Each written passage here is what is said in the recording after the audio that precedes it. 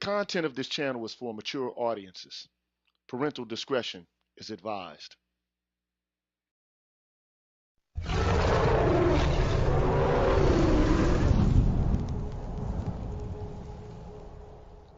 You're tuned in to the Green Gorilla channel. Please make sure to like the video, subscribe to the channel, and hit the bell notification button. And please, feel free to share the video. Thank you.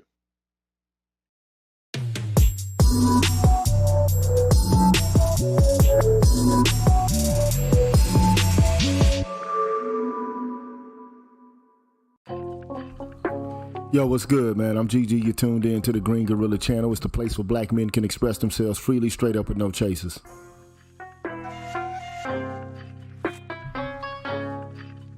Before I get things started, as I always do, I don't know. Yeah, man, I want to give a shout out to all the haters out there. I know y'all lurking. I know you're looking and lurking and hurting inside. Peace to y'all, man. I hope y'all having a good afternoon, man. And when you come in, can you please make it a point to hit the like button, hit the subscribe button, man, and hit the bell notification button so you can stay on top of what's going on here on the Green Gorilla channel. Already we got a little love coming through, man. Shout out to Show Me, man. Just hit me up with a $10. You know what I'm saying? $10 holler. Shout out to that brother, man. Shout out to him, man. Show Me. Anyway, man, you know, like I always do, I want to make sure that I shout out everybody who's a member of the Green Gorilla channel, man. So let me start that process and get on to the proceedings this evening. So shout out to Apex Prowler, Ezekiel Will, Naomi Gary, J. Cleveland Green, Mr. H, Brotherly Love 215, Pulpit 28, Lee Ways, No Sleep, and Broken Blade. Big up to those gentlemen and ladies. Big up to Mr. King, Black Men Being Brutally Honest, Larry R, Seth Sun, Devon Loveridge, Afro Troop TV, Show Me, Spain Man, Ben Cannon Kenton, and Seven Coast Dojo. Big up. Big up to Anthony Davis, I'm Just Jules, Blacksword 404, and Honest Look, Sherlyn Woe, Ricky Dawson, Stefan Julius Ferguson, True 7360, Mr. Me Too, and Call for President. Big up. Big up to Superman's Cape, Gold Professor, AKs and Curtains, H-Town, Rogish the Buildmonger, Adrian Thomas, Electrician 480, Binga, Cutting Up with the Jones, Zanco 1, and D. Scott. Big up. Big up to Path Guy 74, Pete Rock, Aaron Peters, Barnolas, Dar, Vincent Lindsay, Beautiful Trauma, Quiz the Poet, Black Wizard 80OS, Jazz Tech, and Shadow Observer. Big up. Big up to Sugar T, Artisan MC, Troy Warren, Mrs. KP Bailey, Alan Wiley, The Face, Life of Commerce, Dream Lit, A. Wilson's Ghost, Timothy Blewett, and Jeffrey Speed. Big up. Big up to Marvin Battle Jr., Adam, BGS Ibmore, Ignatz Mouse, Brian Peak, Scott Haywood, Black Uru, Dr. Treat 33, Leroy Honeycutt, and 77 Base X. Big up. Big up to Brian McMurray, Karen S., Charles Rogers, Rick Ross, Sandra Jean, Charles Gilmore, Greg, Barry Little, Mr. Valentino, Cameron 87, and Doc LaRock. Big up. Big up to Mark Swift, I Collar, Donald Watts, Coach Hotep, Old Soul Chief, Mr. Blue Collar, TD Hip Hop Media, Drew Main, Mr. Heat, Sir Anthony, and MLR. Big up. Big up to Universal 178, Rasheed Barnes, Aaron Smith, DH, Red Pill Revelator, A Double, Dr. Tiasan Johnson, Kalon Jakala, Hostile Adept, and W. Pierre 1. Big up. And I can't forget the brethren in heaven, Forrest Windu, David Carroll, and Kevin Samuels. Big up to those brethren. On the Patreon side, I'd like to get a shout out to Chris Flowers, Christopher Burton, Dax, BJ Live, Rashawn Phillips Surels, Keith Bass, Nick, Albert C., Dr. Ben Vincent, I'm the Light of My Father, Waffle Weave, Tyrone Hampton, Darnell Smith, Excalibur, Pursuer Prisoner, Taz, Dragon 59, Jay Bailey, Mr. Michi Momal, and Asangwa. Big up to all y'all brethren, man, straight up.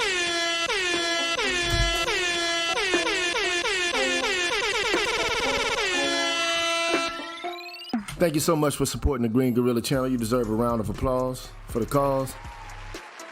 And if you're inquiring on how you can, help keep the Green Gorilla channel going, if you like the content, man, here's how you do it. I'll be back. What's good, everybody? I'm the G with a PhD, and you're tuned in to the Green Gorilla channel, the place where black men can express themselves freely, Straight up, no chaser. Today I want to introduce you to my new membership program that consists of 5 levels where you can invest in the Green Gorilla channel on a monthly basis and receive level-specific perks. Memberships are special because they improve the quality of the content of the channel and will help me to be able to keep the channel going. Now, to participate in the Green Gorilla channel membership program, all you have to do is hit the join button, which is located right next to the subscribe button on my channel page. Now, for all of my subscribers who decide not to participate in my membership program, nothing will change. The content will keep coming the way it always has. Thanks for watching, and be careful out here, people. Bless. All right, man, we're back at it. I'm GG. You're tuned in to the Green Gorilla channel. It's the place where black men can express themselves freely, straight up, and no chasers, man. And I brought 2 friends along. I got my man, Mad Professor, and Admiral Smoke. What's cracking with y'all today, man? What's up? What's up? What's up? What's up? What's cracking? What's going on? Dogg, y'all both chilling, huh? Yes, sir. Yes, sir. Yes, sir. It's March. March Madness. That's what they say, huh? Yeah. I know it's definitely March Madness at Wake Forest, ain't it? Yeah, you know it is. yeah. They get it in with basketball over there, you know. They trying to do a new thing. What you mean they trying to do a new thing? What you mean by that? Well, you know, they've done some restructuring with their basketball program, so yeah. Got, you know, new blood up in there, so they're doing okay. Right. So one thing I want to do before let me just jump right into this. So I want to start off with a conversation about your article and then it'll springboard into a more organic conversation. You know what I mean? Cool. Okay, so you down with that, Sandog? Yeah, no problem. Yeah. Did you get a chance to even look at his article? I know, No, I didn't. When you sent it to me, I was still outdoors. Okay, for sure. But yeah, so at any rate, man, let me go ahead and share the screen, man. And let me do what I do best, man, make a mess. Let me close this here. Get this popping right here, man. And then let me make myself large and in charge. Okay, can you see that? Is that visible? Yes, sir. Yes, sir. Is it legible? Yes, sir. Legible? Yes, sir. Yes, okay. Sir. Yes, sir. So at any rate, it's an article you wrote, Dr. Neal, man. Yes. Savior of the race. Yeah, let me say first, before you go any further, man, let me just say that I am deeply honored that you would feature this article on your channel and that you thought it was important enough to talk about for tonight. So I want everyone to know that as a scholar, we are very, very appreciative of our colleagues who take the time to read our work. And when they find it important enough to talk about it, man, it only contributes to an additional honor. So thank you for that, sir. Oh, no doubt, man. I thought it was important when I saw it. I think about like, man, savior of the race, like who can do that? How does that happen? How do you save the race? And, like, oh my God. Many have tried, many have called, few have been chosen, most have not, most have capitulated and buckled under the pressure. Yeah. But I mean, it's always this norm that, this is what you're supposed to do. You're supposed to save the race. So if you're somebody of any import, you got a title, you've been to school, or, you're in business, you're an athlete, an entertainer, you're supposed to be saving the race. Okay, but it's different though. I mean, as you discuss it, related to Christianity and the men who try to embody the Messianic Christian ideal about manhood and masculinity and but yeah. So let's get right into it, man. So I'm gonna read the abstract first, which is like a basic summary or précis of what the article is about, and then I'm gonna let you explain it, and then I'm gonna basically go over key passages and ask for you to decipher those for us, and I'm gonna give you some of my thoughts related to what my first prima facie reaction to what it is that you said and how it fits into some of the things we talk about here in the space. And then, I'm going to encourage Sandog to speak up and to make a point whenever he feels like it's something that he wants to, chime in on, and then we can get into a more organic discussion. So at any rate, it says this paper is concerned with the Messianic construction of manhood within African-American communities in North America, meaning the United States, right? And its normative imprint in shaping and measuring masculinity among African-Americans. So in this essay, Messianic manhood is treated as a utopian construction of masculinity that is found in liberal and conservative constructions of Protestant Christianity. In examining this tradition of manhood, representative Messianic men are interrogated who have participated in and have been shaped by this tradition. So you look at various personages in African-American history who are supposed to have been representations of the Messiah, the Savior, okay? So he says, overall, Messianic manhood is inconceivable apart from an oral tradition of preaching and singing where the person of Jesus is understood as Lord, Savior, and ally of the oppressed, okay? So go ahead and tell us a little bit about, the paper in more layman's terms, and then, I'm going to go over key passages, and then, we'll turn into a more organic conversation after that. Yeah, man, I would just say that this paper is 10 years old now, and it appeared in a journal of missions. We call it missiology. And I was asked to contribute to it. And this is something I have been thinking about for a very, very, very, very long time. And, we talk about gender a lot. And in gender studies and masculinity studies, there has been an under emphasis, or there has been no attention on religion and the role that religion plays in thinking about masculinity, and particularly Black masculinity. And really, I was thinking a lot about politics, thinking about oppression, the African American situation, and it's very much a piece that deals with the inheritance, those who are in North America, Black people who have been primarily shaped by Christianity, Protestant Christianity. And how coming out of slavery and how this type of model of manhood has been passed down from one generation to the next, and how it is still alive, up into this very present moment. And so I look. This article deals mainly with late 20th century and early 20th century figures, and you'll talk about those guys in the article.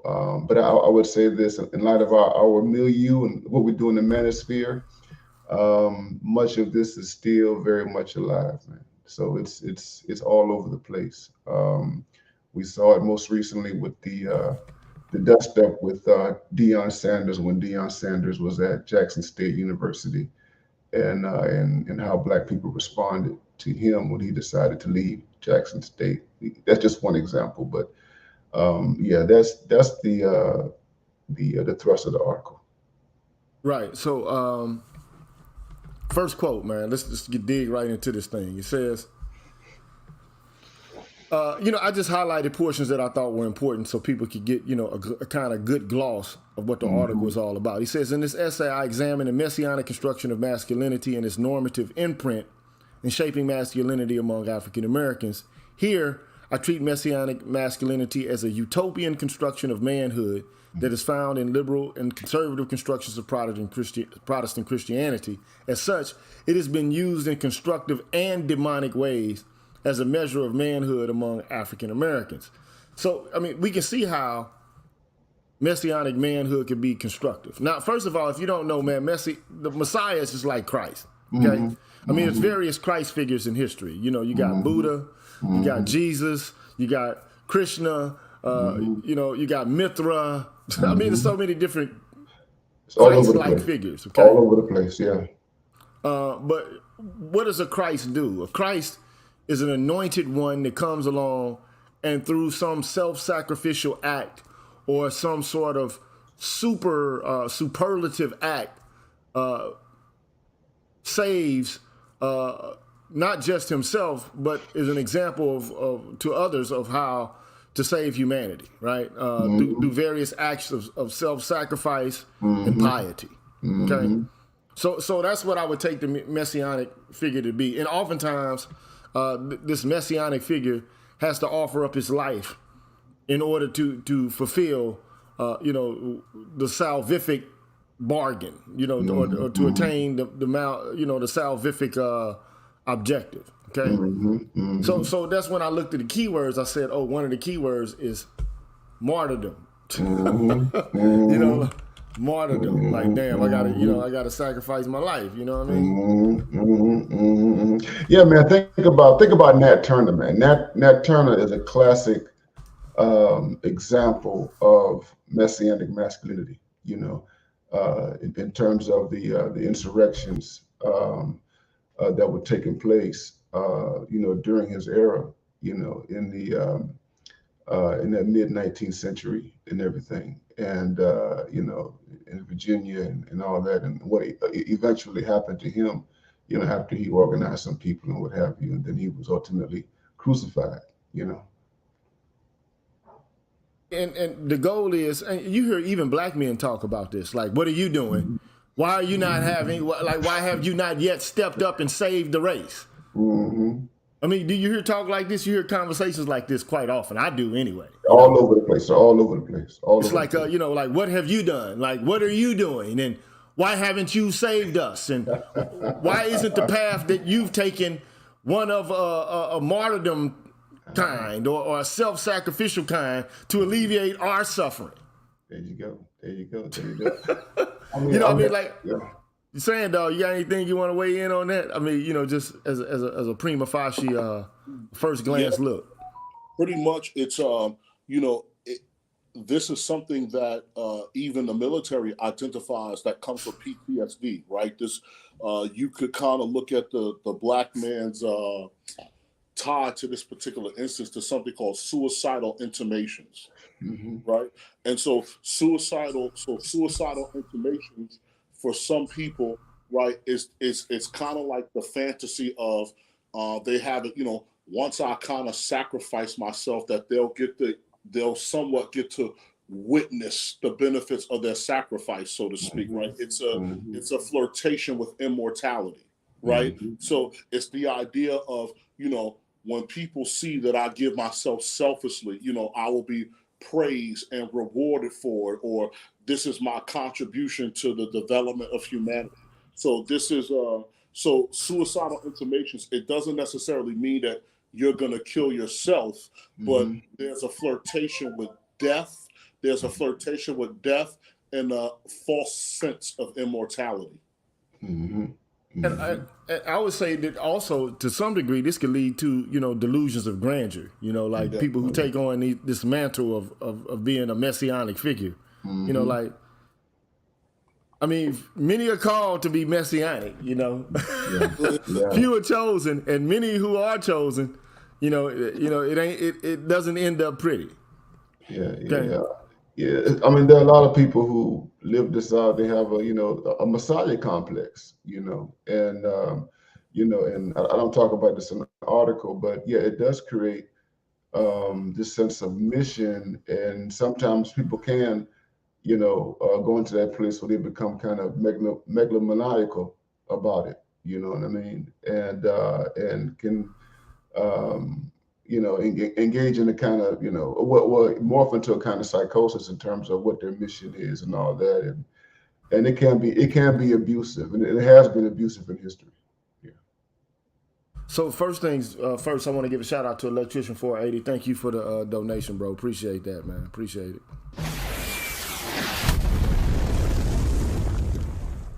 Also, shout out to BGS Ibmore. He just hit me up with a $5 hit, man. Appreciate you. Appreciate that, sir. So, going on, what is Messianic manhood? I have highlighted Christianity, particularly in its traditional and Messianic construction, sustains a cultural, economic, and political view of black men as saviors of African Americans. Now, this doesn't only just go for how men perceive each other, but for how women also perceive men. Oh yes. So it's almost as if, your goal as ordained by God is to be a martyr, to be self-sacrificial, and to be messianic in their political, economic, and social behalf. And, what do you think about that? I'm on each of y'all, Yeah, I mean, it's all over the place, man. And just think about our space, man. And you think about at least the women who invade our spaces or whatever, or comment on our spaces, and and who look at black men as these salvation figures and stuff like that. I mean, all this stuff about stepdaddies and all this stuff about save the community and everything. The black nationalists, the pro-black women, some Pan-African women, they do that. The street women, they're the same way. And we, I mean, it's all over. The professionals do it. You can find it across classes, man. In the various demographics in black society. Sandal, you want to weigh in on that? Yeah, Doc, I think it's even bigger than that, right? Because you guys can correct me if I'm wrong, because you're a little bit older than me. But when I remember being a kid and looking at Jesse Jackson or Al Sharpton, and the media would dub them the leaders of Black America, right? So I would always hear statements like, "Who's the new Black leader," so to speak, in the kind of post Martin Luther King, post Malcolm X type of world. And so it was, first it was Jesse Jackson, then you would get people like Al Sharpton or maybe even a Farrakhan or so here or there. And then even if you notice, even when Barack Obama was elected president, it was almost as the world rejoiced, in a sense, as if he was going to be some type of Messiah, right? That he was going to be, this kind of paradigm altering figure. And so with a lot of people, this is where they end up with a level of disappointment with Barack Obama, not necessarily understanding that despite that you have a Black president, racism still exists. You still must engage the system. But a lot of people thought that this man had probably some kind of magic wand by merely existing that would facilitate change. So I think that it's also a little bit beyond Black America as a whole, and something that that America sees most likely starting with Martin Luther King forward. Yeah. Most definitely, white people embrace it and promote it and what have you. And it was interesting about that. It's always used as a way to get around the structural impediments that Black people actually deal with. You know what I mean? So white people will imagine Black men as heroes of uplift and what have you, and it absolves them. Actually, it absolves them from taking responsibility in terms of their participation and the way they benefit from the system that they inherited and live out. Yeah.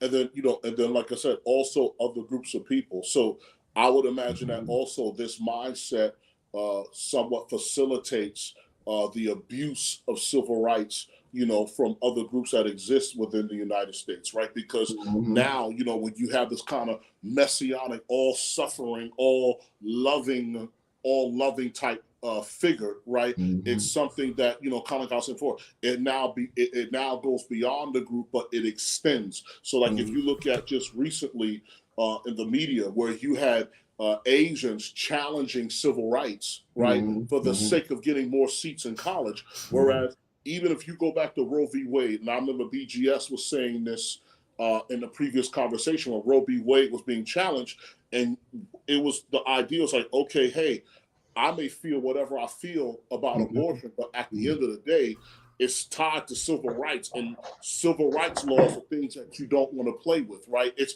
if you pull the thread on it, who knows where you can go, right? And so now when you look at other communities that are kind of playing around with civil rights laws, which if you are an American citizen should be sacred in a sense, you know, just so that they could get more seats into a university.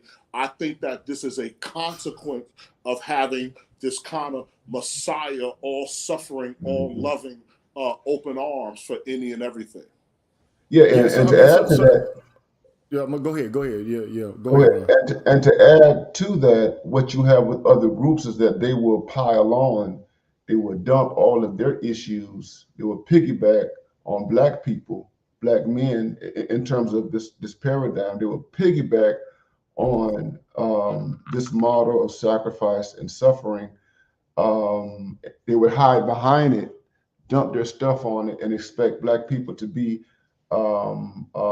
sacrificial, Black men in particular, to the extent that that Black people's concerns are attached to others' concerns. So you can have Latinos that dump on it. You can have LGBTQ people dump on it, and they've really dumped on it over the last 30 years. And you can have all sorts of groups who, for whatever reason or another, refuse to live this type of model out in respect to their own interests, and they dump it on us. So it's like what you mentioned, Jesse Jackson.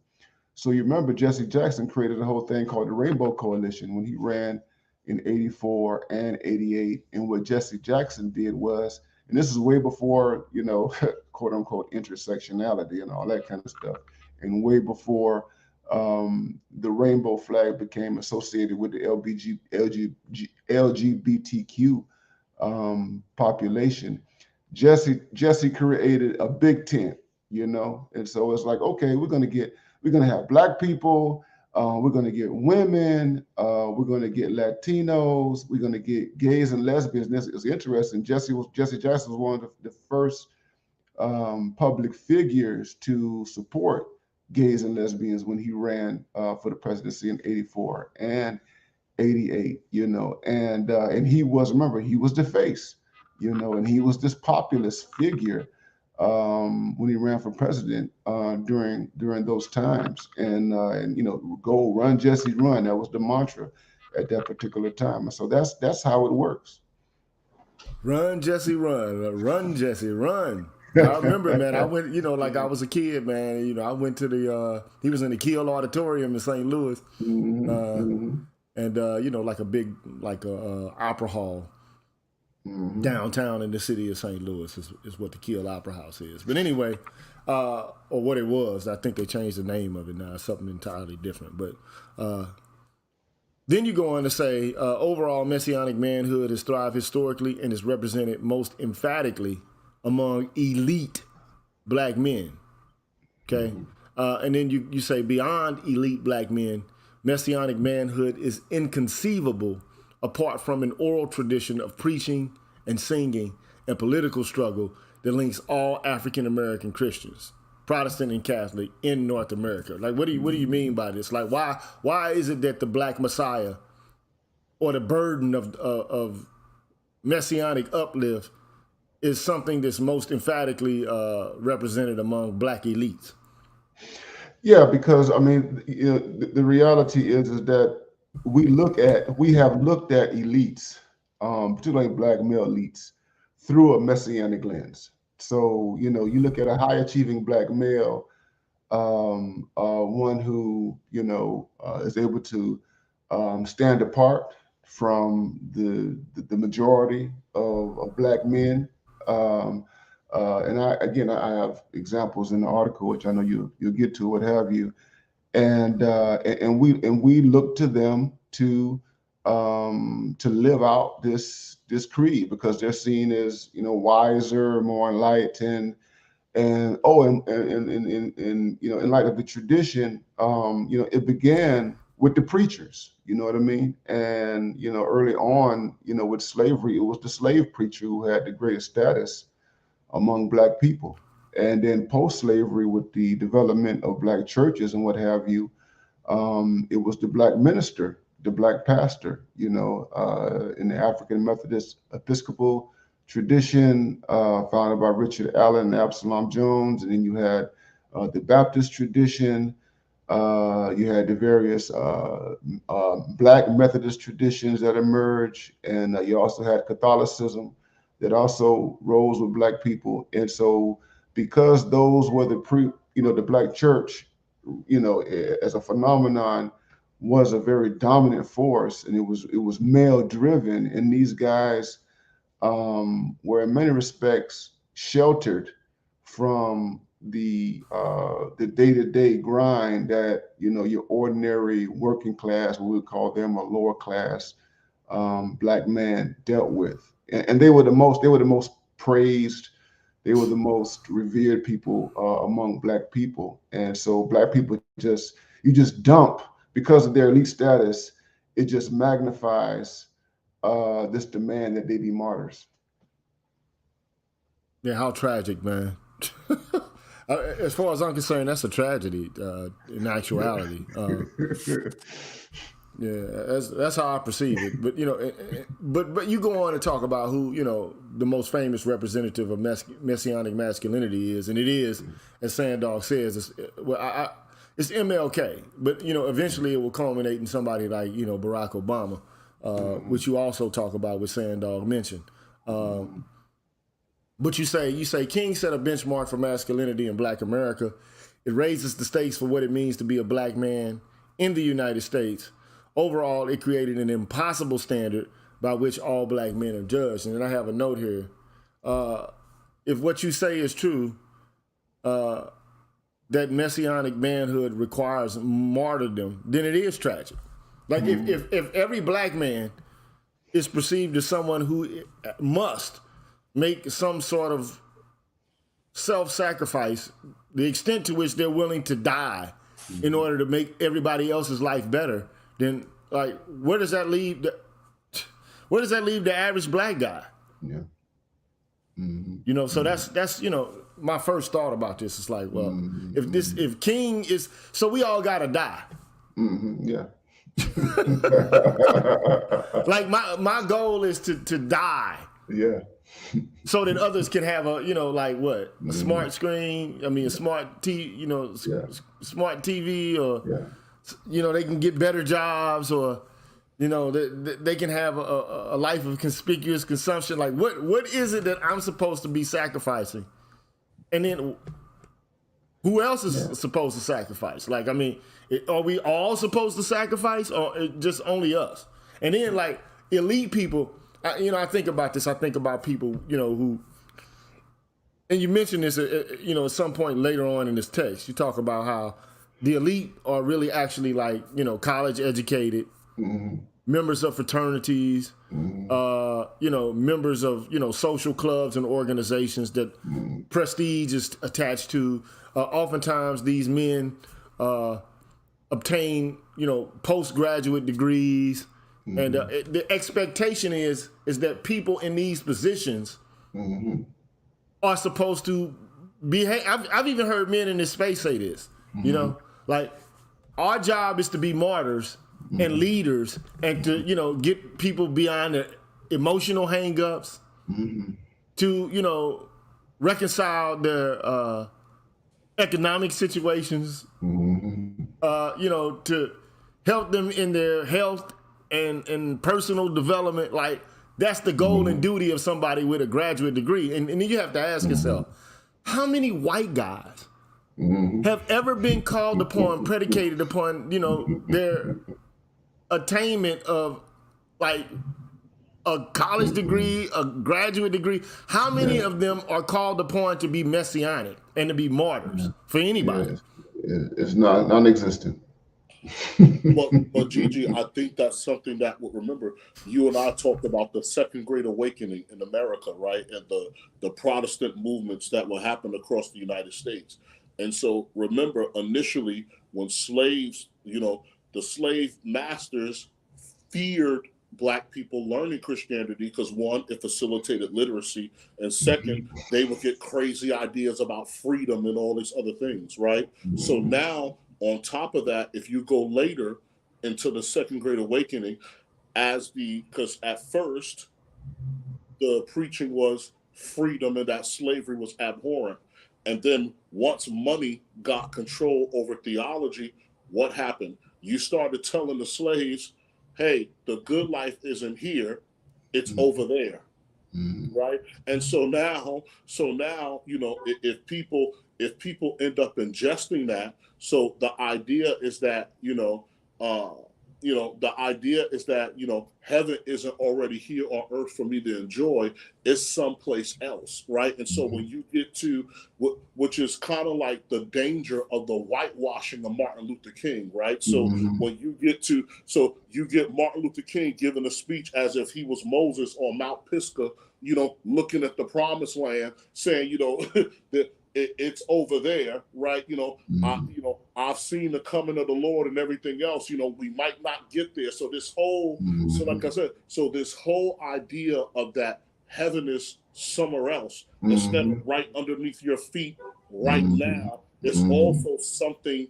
It's also something that facilitates that, and that is something that came. That is something that came from the slave masters, right? In order to control the theology of the slaves, because remember, even then, right, the church services would have to be supervised by a white person or a white pastor or whatever to ensure that the theology of the slaves were in line with that. And to add what you're saying, to bring it up a little closer to where we are, when you look at liberalism, white liberals and the liberal imagination, it also operates in that way. White liberals really pride themselves in hope. You know what I mean? White liberals pride themselves in the idea, that there's going to be a better, a better future, what have you, and have convinced. They're very, very good at convincing Black people and believing that we just have to keep on working at it. You know what I mean? And keep on working at it, and eventually it'll happen. It's kind of like, Obama put out his last book is called, The Promised Land. And it's really driven by this idea. He believes in, coming out of the Constitution, the creation of a more perfect union, and this whole idea. We're not there yet, but we just have to keep on working at it. And one day we're going to get there, and we can't give up on this promise and what have you. And and implicitly, it's like, some of us are not going to live to see it. You know what I mean? But we must continue to work at it. So Black people, don't give up. Don't give up on the dream. Don't give up the American dream, in particular. A dream that has its antecedents, in an understanding of Protestant, Christianity and everything. And so it still is very much alive today in terms of like liberal hope and liberal thinking and liberal optimism and everything. And we're still caught up in it. You know what I mean? Bill Clinton sold it to us very well. Obama sold it to us very well. And right now, Joe Biden, he sold it, and we continue to buy into it. So another thing that I want to do, though, is give a shout out to Wannabe Mystic. He says, support our scholars. This knowledge isn't free. The Eye of Horus and the Sacred Tree. These veins of Black blood are awakened by your fire.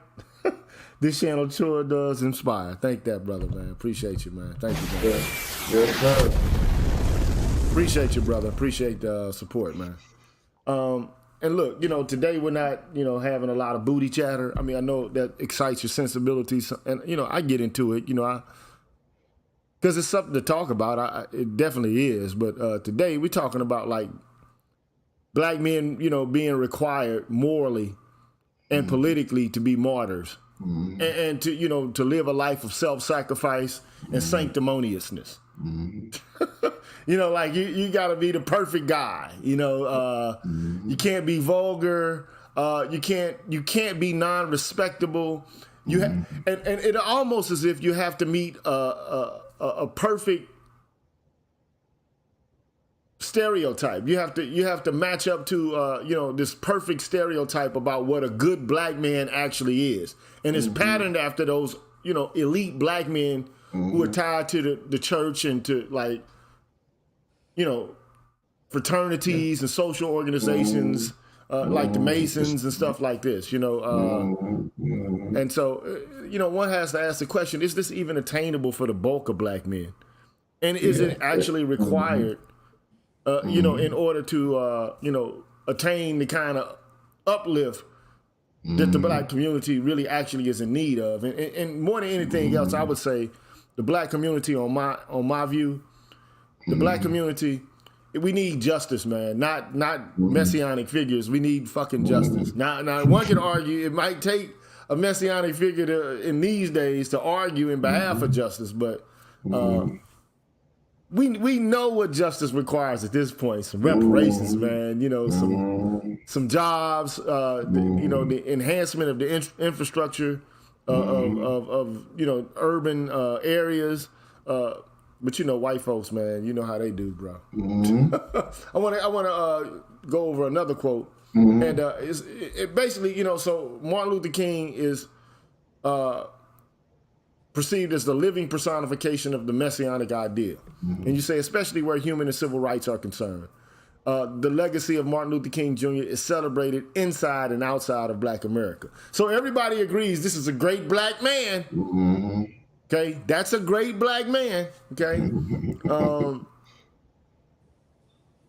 The celebration and appropriation of his life as a normative model for justice-seeking and Christian activism the world over is indicative of the extent to which Messianism informs the social and political hopes, especially those of the most marginal members of any given society. And then you go on to say, but as an institutionalized, celebrated, and normative ethic, it has evaded rigorous and critical public scrutiny, especially where masculinity is concerned.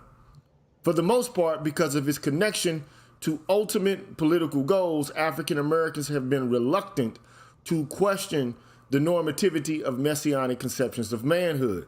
So then the question, I would ask you is, well, what alternative constructions of manhood are available for people to, attach themselves to above and beyond this messianic kind, that we always see promoted and pushed.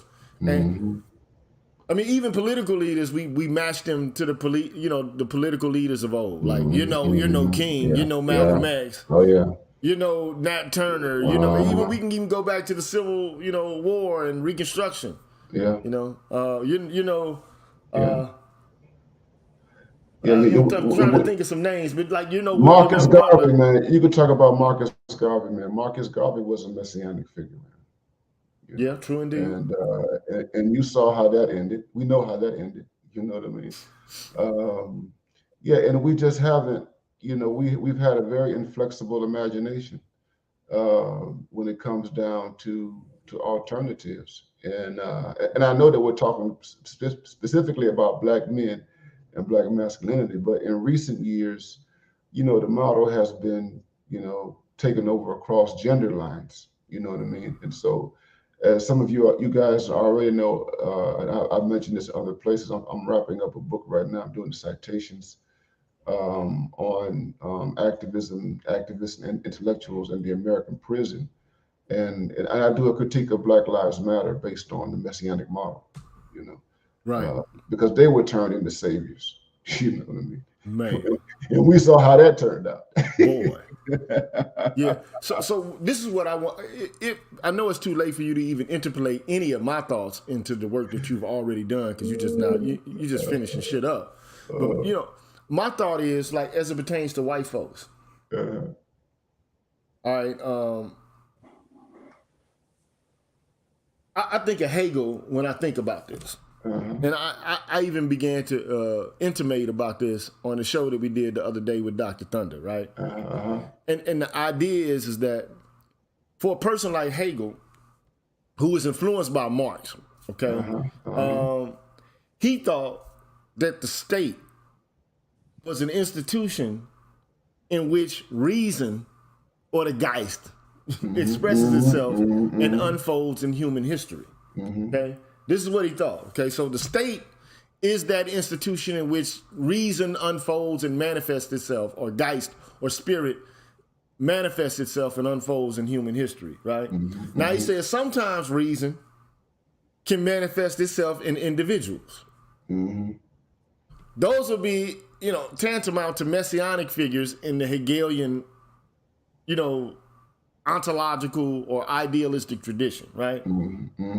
But here's the unique thing that Hegel says. He says, look, the most sublime expression of reason unfolding itself really actually is by the actions of like men or women engaged in bureaucracies, right? So the state and bureaucracies are the things which actually make reason unfold, in history. So he says, look, you can't just rely on like these larger than life figures like Napoleon, King Henry VIII, Martin Luther, Martin Luther King Jr., whose name is, patterned after. We talking about the leader of the Protestant Reformation. So the idea is, why is it now? Why are people still looking for the godlike leader? Like, why? And you see this in other nations as well, though. Like in Korea, you have what's his name? I can't remember it right now. I can't. In Russia, it's Putin. In Korea, it's Jim. What is his name? I can't figure that guy's name out for shit, man. But anyway, in Korea, is that Jong? You talking about North Korea? Kim Jong. Yeah, Kim Jong. Yeah. Okay. Yeah, and you also see it's in the Islamic world too. Yeah. We have it. Yes, we do. Yeah, we do. Yes. Yeah. So when you talk about Islamic extremism, it's very much messianic. You know what I mean? Yeah, but then you're going to say something about like black feminists and womanists who scrutinize black masculinity, including messianic conceptions of black masculinity.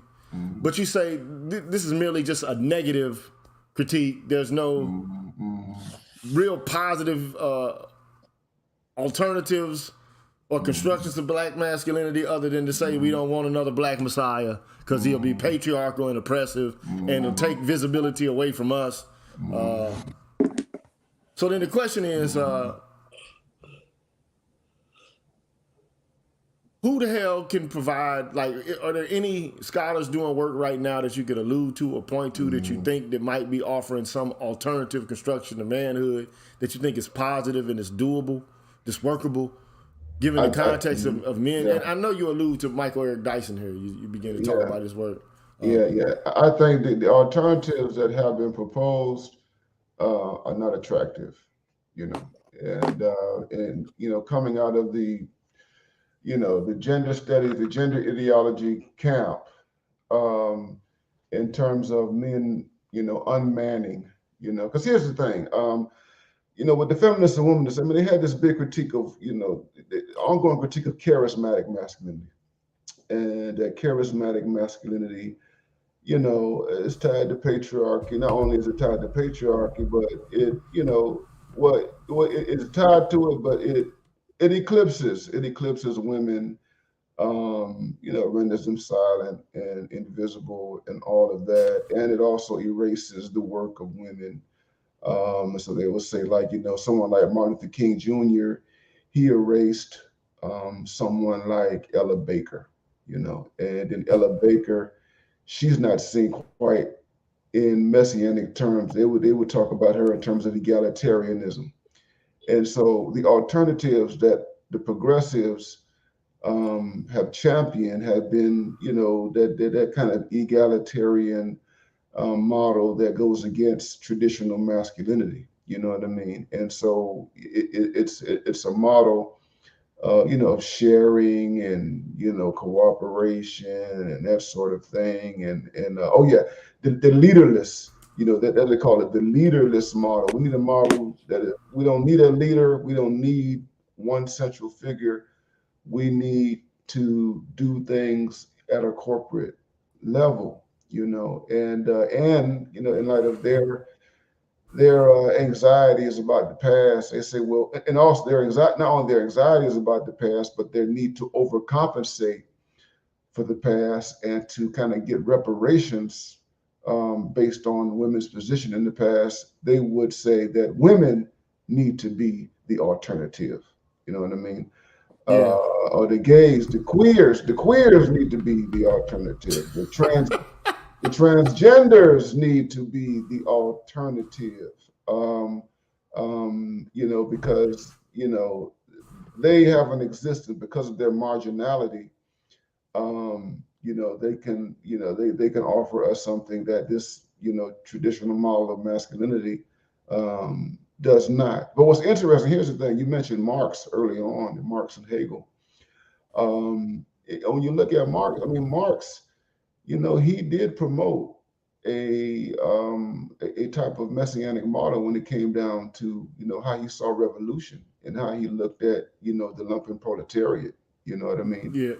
How he looked at oppressed people. Marx romanticized and turned them into messiahs. He was like, it's not going to be the managers that's going to save us, the bureaucrats, not even the state. You know what I mean? It's going to be the lumpen proletariat, who are not deluded by religion and everything. They're going to be the true revolution. And from that, you have this idea that the most marginal population in society is properly situated to be leaders of revolution, if not revolution, social change.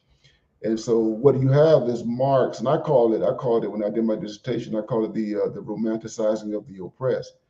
And what the feminists have done, and the gay people, is they've basically kind of updated and remixed Marx's romantic sensibilities about the marginal. So the queers, the transgenders, the non-binary, and the women. That's dope romantic. though. I mean, that's some dope shit. You need to do a revised paper on that, because I mean, when you think about it, I mean, they say it right in the Convy River Collective. Like if we're free, everyone else will be free, because if we're free, we will have dismantled every system of oppression imaginable. And I'm just thinking to myself, how fucking how arrogant and filled with hubris is that, man? I mean, you become deified. Your deification is reified by your, categorization as the most oppressed. And I've always said, look, man. First of all, oppression is protean. It's changing. And then how do you know that you're in an epistemic position to even know that you're the most oppressed? And then how is it that you're establishing that you're the most oppressed? And what does freedom look like? And has the path that you've set up for us to attain freedom, does it include others the way you say that it does? Or really actually is it a means by which to justify your current positionality within, the academy, corporate America, or the government? Are the arguments really justifications for what you already are receiving? Is there, as Curry would say, an economic driving force there? Or are you in good faith making these kind of arguments? I tend to think that, these people are disingenuous, man. They want to justify their faculty lines and their position in corporate America, bro. And they want us, and they want us to believe that their alternative is problem free, and that their alternative is devoid of any potential in terms of abuse, is devoid of any potential in terms of tyranny. And again, like I say, we saw how Black Lives Matter turned out. It's very dangerous when you romanticize oppressed people. And one thing that we got to get straight, just because you're oppressed doesn't mean that you can't break the law or that like you're hyper moral on the account that you're oppressed. Like that, it just doesn't make sense. I mean, you're a human being after all, with all of the frailties and all of the flaws of anybody else in the world. Now, I mean, you know, one could argue that oppression could magnify a bad character as opposed to, you know, make people hyper, you know, moral or give them some sort of epistemic positionality such that they know, you know, like what's wrong more so than somebody else in a different kind of class position. I just don't. I get that, you know, what you experience is different phenomenologically. I just don't see how it necessarily puts you in a different moral category. Because I believe a poor person or a black person can still do some heinous shit. Okay, I mean, you know, for lack of better terms. I mean, they can kill, they can lie, they can steal. I mean, if you're a woman, you can lie, you can steal and kill.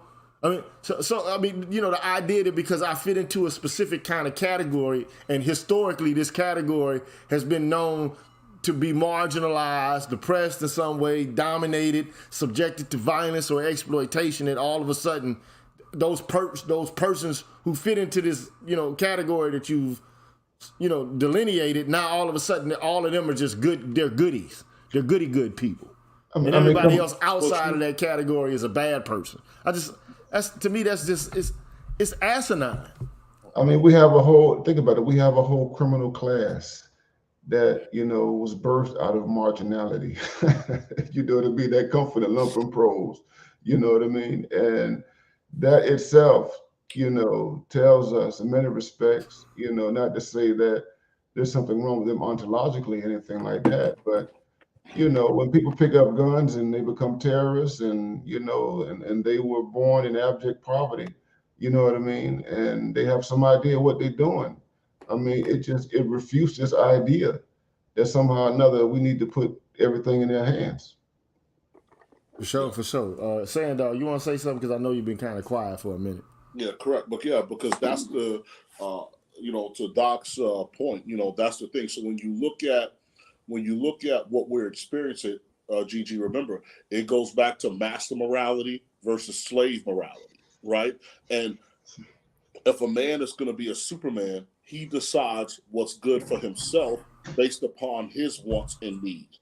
And so the way a lot of black men are groomed, that's not how they function. So, for example, when I was a boy and my father was raising me, my father put his shoulders and looked me in the eyes and said, son, the first law of nature is self-preservation, right? And so now when I grew up, if you were to look at the decisions that I made versus other black men that I grew up with, I will look like somebody that's selfish or narcissistic in the eyes of Black America in terms of how many black men are raised, because I make decisions based upon what will be best for me and not a collective or any other groups of people. And so even when you get to poor people and crime, right? These things are, and that's the funny part, right? Because these things are like, you know, lifting up poor people as moral is a ruse in a sense, right? Because at the end of the day, a society in and of itself, its failures are what leads to crime. So, for example, causes of crime are lack of social welfare, lack of social capital, political neglect, local unemployment, high density of offenders. Here's a fun one: high percentage of housing rental. So when people don't own where they live, right? And so now when you look at the United States of America, you were denied all of this stuff, right? So so remember, we talked about what is a citizen and the duties of a citizen and privileges of a citizen. So now as a black man, you are fulfilling the duties of a citizen. You're paying taxes. You're getting educated if you can. You're defending the nation, right?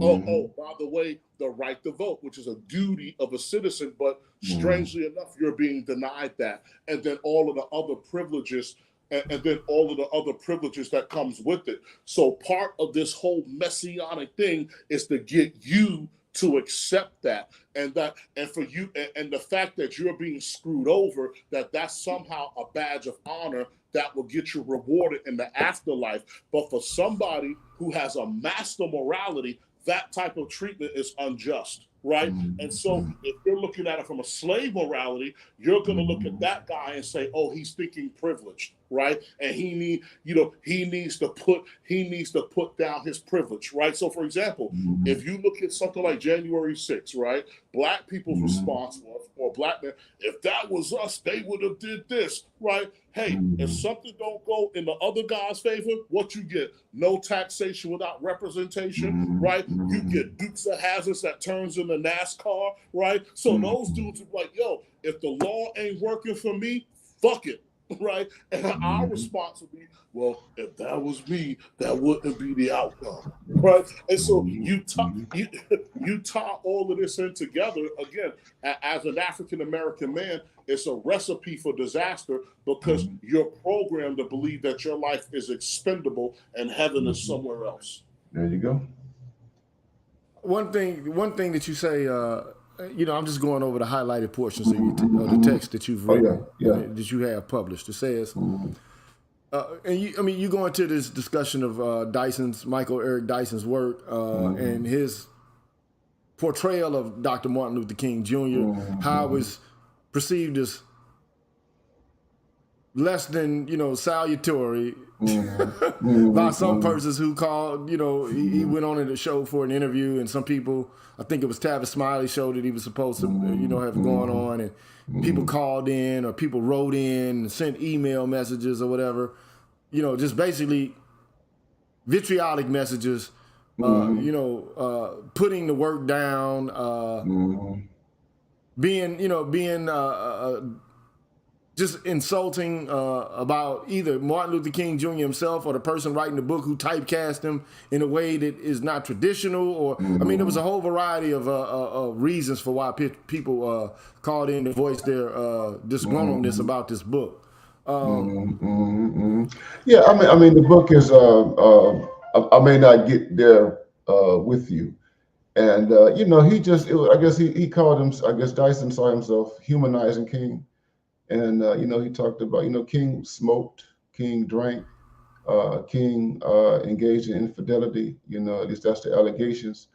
King did human stuff, you know what I'm saying? And King, he doubted himself, King was in the pool hall playing pool, with the brothers. he was a frat guy. He was an elite guy, but he was still a fucking man. And so he got some extracurricular pussy. Let's keep it frank, okay? I keep it real. This is a Green Gorilla show. That's just a fact. He was a dude. He probably drank too. Shit. He smoked, he drank, he did all that. He kicked it. He was kicking it. The same shit y'all do, but you can't perceive him as actually being human. Because the only way you can perceive him is how America portrayed him, which is all smoke and mirrors anyway. Okay. And now they've basically made this guy icon so much so that you can't disrupt the narrative associated with the icon. It would be similar to trying to personify Muhammad, or there's nothing wrong with the personification of Jesus, but to make Jesus a different kind of race, or to even perceive that Jesus could have been possibly attracted to a woman or something like that. That's sacrilege. Yeah. And the thing about it is the other part. So you had a lot of people, black folks, people talk about respectability politics. And, there's a lot invested in King being perceived from the standpoint of respectability. You know what I mean? And he was, think about him. He was a frat guy. He was an alpha. You know what I mean? He was a part of an elite, black family in Atlanta. And, respectability was very big, for black people in that particular era. And it, it carried over, and you just don't deconstruct his respectability. You don't deconstruct it, or interrogate it. Yeah. So, but anyway, you allude to the fact that, this valorization of the norm of Messianism, and the challenge of engaging it as a measure of manhood among African Americans, is you're just basically saying it's a problem, right? And which he says you're going to discuss them shortly. But this idea of manhood has been created for black men, and it creates a problem for them, possibly in most, substantively, because like most guys can't do this. Yeah. Especially given the situation in which they find themselves. A lot of these guys are born to single parent families. Okay, they live in poverty. They can barely read, let alone go to college. Oh my God! I mean, they don't attend the church regularly. They don't go to family gatherings. I mean, the shit that they have to look forward to is going to hoop, at the park with the rim with no nets on it. So this guy is supposed to, all of a sudden, without any of the circumstances and the culture and environment, he's supposed to make himself into a fucking Christ-like figure, or an elite, talented 10th-like figure like an MLK. And it's like, how can the average black guy or black boy growing up in America today even achieve or attain that kind of masculinity when the environment in and of itself is not conducive to it? So anyway, shout out to Joe from DC. Shout out to Joe from DC. I ain't gonna get to his shit for a while. It says, how are we able to explore different forms of masculinity when you're told to play the game, which means to give in to racism? But even beyond that, how are you supposed to attain a different, this, kind of masculinity without even having access to the shit that the elite black men had during the civil rights movement?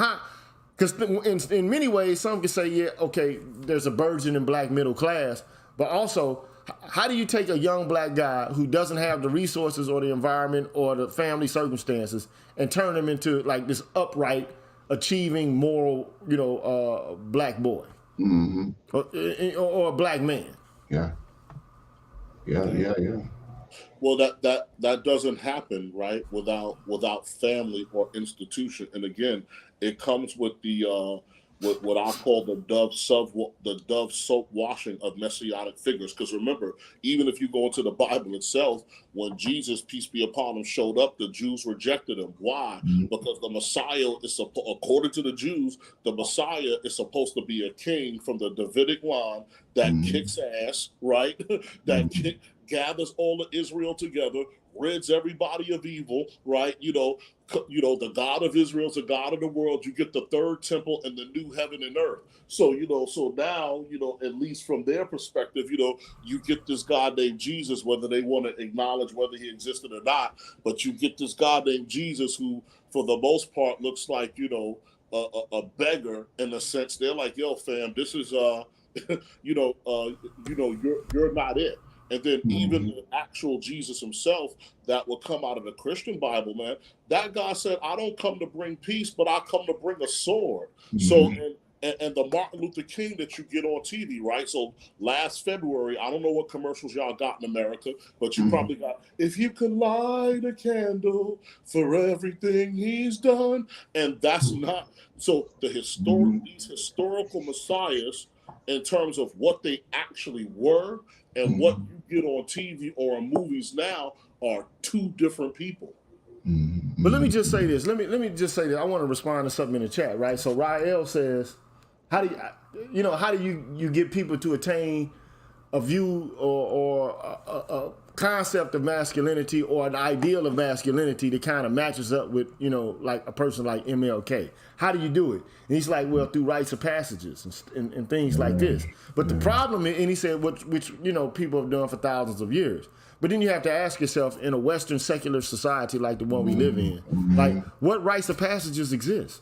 Like, in our community, there is no uniform rite of passage for anything. And even in the institutions that we do have, right, like say, for example, Alpha Phi Alpha, Masonic Lodge, the Moorish Science Temple, 5% Nation, Omega Psi Phi, Alpha Phi Beta Sigma, like Iota Phi Theta, which I don't know how they got in the pen hell, but That's fine. I'm being silly, man. Shout out to the Iotas out there, man. I'm just being silly, man. But the whole point is, and the Kappas or whatever, people denounce those organizations. It's like, I don't like them. I hate, that's boule, or it's demonic or devilish. So even any institution that has a rites of passage built into it is perceived as suspect.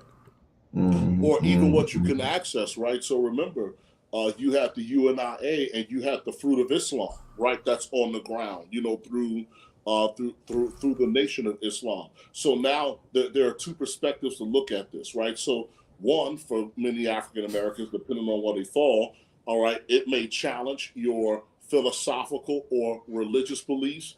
And then the other aspect of our culture, which is a problem, right, or American culture in general, is hedonism, right? Because if you're gonna facilitate any type of change or produce this type of man, there requires a degree of discipline, right? So an undisciplined individual is unjust to himself and also the world around him, right? Or the people that he deals with. And so for Black men, right, you're going to, at some point, right, you're gonna have to, or Black people in general, you're gonna have to pick a poison. So when Elijah Muhammad was around with the Nation of Islam and everything else, a lot of people would say, "Don't come to me with that Muslim nonsense," and everything else. But at the end of the day, part of your liberation and freedom required some form of cultural reset, right? So this is what it required. So at some point, right,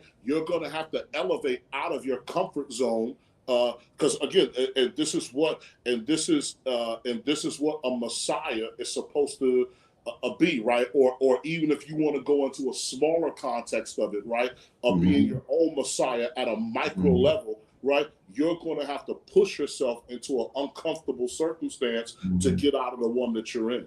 And then the other part of it is that there are always external attacks on these type of programs. You know what I mean? And so you have attacks at the political level, at least, during the era of King and Malcolm X. Remember after Malcolm X was assassinated, J. Edgar Hoover, he issued his, famous executive order, as the director of the FBI, saying that we have to contain the possibility of the rise of a Black Messiah.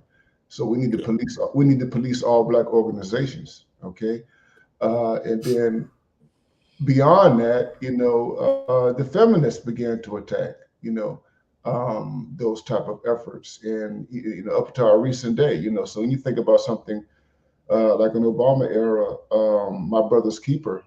The idea, was intended to get these, marginal young men to a place where they'll be able to ascend, and that was attacked. And Gigi has done, commentary on, various efforts to impact Black boys in public schools and what have you. And you had feminists attack the program, saying it was, bias against women and stuff like that. So yeah, you have efforts that are undertaken, not explicitly under the guise of creating Black messiahs, but with the intent to promote ascension, of young Black men into some type of status, elite status included, that are seen as threatening, to because that's ultimately, man, what that shit does is it poses a threat to the futurity of women's marketability. Like you're creating programs that are going to make them be in competition with another demographic, which is Black men, and they don't even want that shit to pop up as a possibility. Like why allow for or permit for somebody else to like it's almost like immigrants, you know, coming into the United States fucking with the status quo. Like, why they got all the jobs now? So you just keep them out. You know, like why? Go ahead, Sam. But to ask the question, right? You know, to both the PhDs. Remember when Malcolm X gave a speech? I remember it will be the Ballad of the Bullet. I could be wrong, but in one of his speeches, right? So he talks about the elite, right, and that what the black man on the ground wants and what the elite on the ground or what the elites are looking for are actually two different things, right? And so when you look at spaces like the internet or the manosphere, right? Because at a time, religious institutions where they were a place where people can kind of gather and meet together and express ideas and everything else. So now that there's a Twitter, a YouTube, or, you know, whatever the case might be, you know, chances are that type of power now is not solely in the hands of religious institutions, right? And so do you guys, so in terms of black men in general, do you think that there's a stumbling block in a sense between, you know, what the elite guys with the education and everything wanted versus what the working class black man wanted? Do you guys think that there's a split between the two that's never been addressed? I'll let O'Neal, not O'Neal, but Dr. Neal answer that question first. Yeah, I do. I think in a general sense, you know, they wanted different things, you know what I mean? Because and what's the difference is that, you know, elites, we talk about middle to upper class folks, black men, black women, or what have you, they tend to pursue, you know, their own class interests, you know what I mean? And that is to, you know, reproduce, you know, their middle class to upper class status or what have you. And that's not quite exactly what though people, the non-elites, you know, those who are in the working class and lower class are really invested in, you know what I mean? And so you think, Malcolm was really pointing to those class antagonisms that we, for whatever reason, don't like to acknowledge, you know, and take seriously.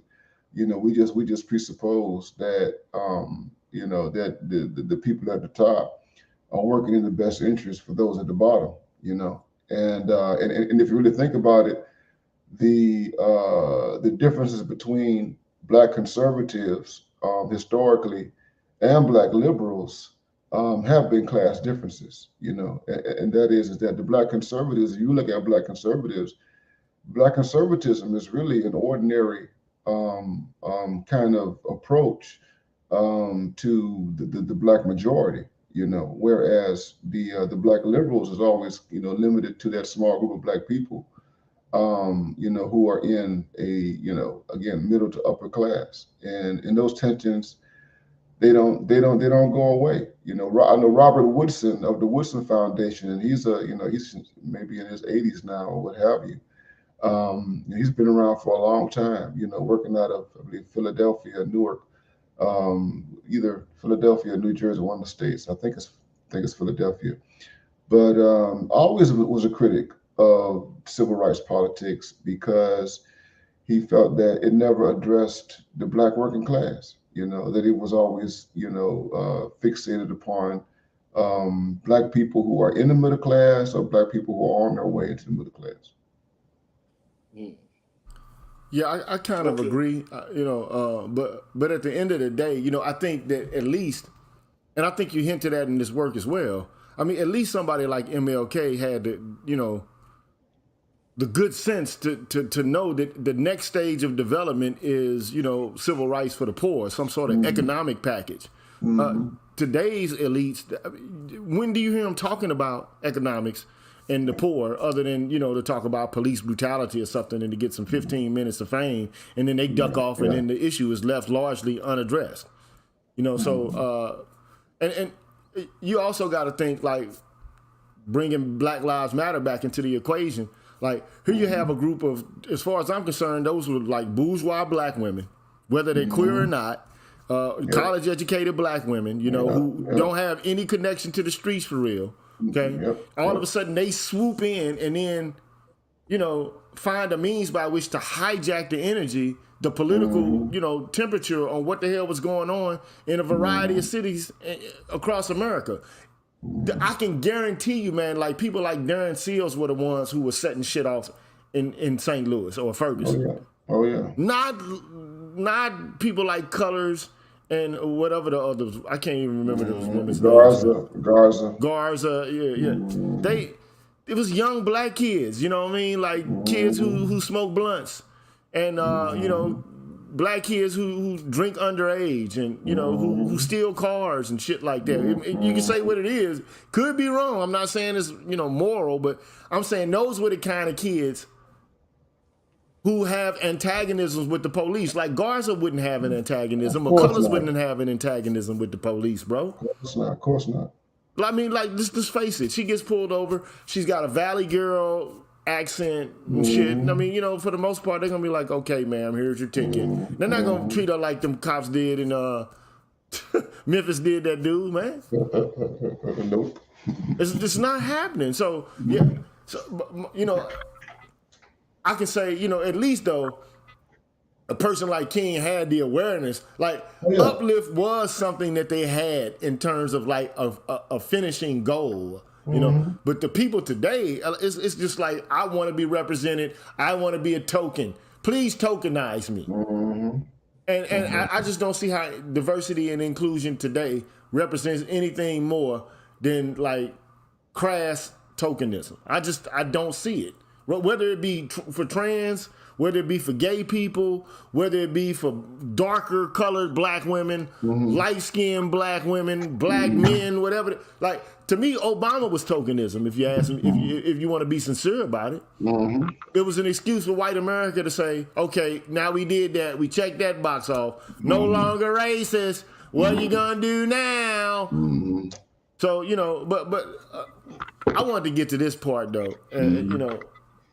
You talk about Dice's work, and you said the time in which it was produced was a period of conflict amongst African Americans, and this kind of speaks to, like, class divides and things of this nature, right? The lives and non-messianic masculinities of young black men have been at the center of this conflict, because you got a lot of black men who don't think that they're Jesus, or don't pattern their lives after Jesus, don't pattern their lives after Krishna, Buddha, Mithra, Muhammad, none of those, okay? Okay, so the most visible and pervasive marker of this conflict is black popular culture, specifically hip-hop. And as a male-centered cultural phenomenon with roots in the black underclass, hip-hop has come to mirror the and personify the trials, tribulations, and aspirations of young black men in the U.S. The masculine realities that are reflected in hip-hop and the internal conflicts which it ignites enters much of Dyson's work on MLK and his work on other iconic masculine symbols in African American culture. Roughly speaking, hip hop is a generational marker for young black men born in the 70s, 80s, and 90s, whose lives have been influenced by or mirrored through hip hop. These young men have been subject to intense demonization due to the distance between the messianic masculinity exemplified by MLK Jr. and their lived experiences, which defy this norm.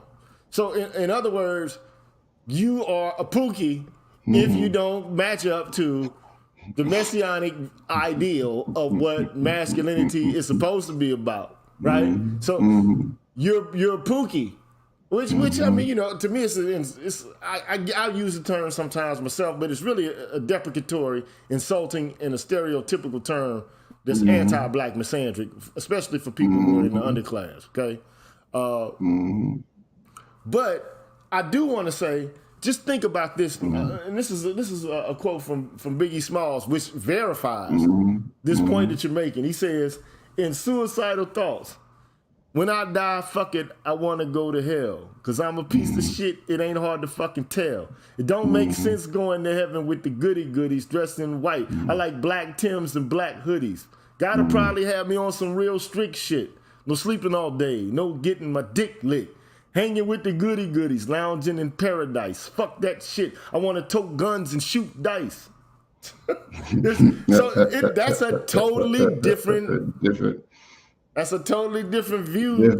Different. You know, you think about this. You know, remember recently, the Reverend Calvin Butts passed away, and if you remember, Calvin Butts, for you guys who are listening, he was the pastor of Abyssinia Baptist Church in Harlem, New York. It's an iconic church, and when Doggy Style came out in the early '90s, he made a lot of noise he took dozens and dozens. He hated rap. He hated gangster rap. Right. And the story, what happened was basically he got a steam one of those steamrollers, and had a whole bunch of cassettes of Doggy Style. He put them out in the street and ran them over, you know, and he made this speech about those thugs, which are Bone Thugs and Harmony. Yeah. Thuggish Ruggish Bones. Yeah. They sample Calvin Butts. So that's it. So Calvin Butts was your quintessential Messianic black man who was at odds with rap. Yeah. And so you go on to say this demonization is taking place regardless of class, sexual orientation, or any other variable of difference among young black men. And this is the funny thing about it though, right? Yeah. I'm a 70s baby. Mm-hmm. I was born in, the trap or whatever the case may be, but I went to college with a lot of kids that came from black middle class families. Some of their parents were doctors. Some of their parents were politicians. They were listening to the same shit I was listening to. Yep. They had the same kind of sensibilities and understanding about themselves as anybody from the hood would have. I mean, they use the same kind of language. Mm-hmm. And this is the funny thing to me, man. Like, I know elite white people too who use vulgar language all the time. I mean, from all, different types of titles, classes, and so on and so forth, right? So I know iron working white guys who don't have anything but a college education, but they got a skill. And I know PhDs who are white boys who curse like sailors and drink like fish and have dabbled around and played with cocaine and LSD and shrooms and all kind of shit. Oh my God! Like I'm just telling you what I know. Right? This ain't. I'm not gassing. This is real facts. I know him too. I know him too, man. There was at Duke University. I can't think of his name now. There was an ethicist. He was one of the most iconic Christian ethicists in America. Very, very prolific. What is his name? He was like a god at Duke campus, but he came from, he was raised in Texas, in a little country town in Texas, and he was a Texas dude to the core. I mean, think about this guy, a guy who come from, white working class Southern roots, who becomes a PhD, and he just became this prolific intellectual, and all he did was curse. He cursed. And loved Jesus. He was a hardcore Christian, and white guy. He was at Duke. I mean, Robert Duke. Oh my God! Oh Lord! I don't know who. Tip of my tongue. But anyway, he was notorious for just being for cussing, and he didn't at Duke, wherever he was professionally, and he was unapologetically working class. And he had a PhD and wrote prolifically, in the field of ethics. Yeah. So they exist. I mean, and then look, I went to a Jesuit institution, and like, dude, man, the chairperson, man, was a fucking priest, and he would curse, man. Like, man, I thought I cursed a lot, man. He and I would sit in the office together, man, and we'd have cursing contests, man. But I mean, at the end of the day, his name was Stanley Hauerwas. That's his name. Stanley Hauerwas. Okay. Stanley Hauerwas. Yeah. Time magazine once, labeled him as the most prolific, Christian thinker of the 20th century. So yeah. Stanley Hauerwas. But you basically, all you really are doing, you're alluding to the fact that black men in general, like especially in the 70s, 80s, and 90s, because one can argue that hip hop is a post-soul project. Okay, and, according to somebody like Nelson George, okay, Yeah. or who coined the term post-soul, right? And then people like Mark Anthony Neal would pick it up. Neal, yeah. And then All the others in that postmodern same people. Yeah.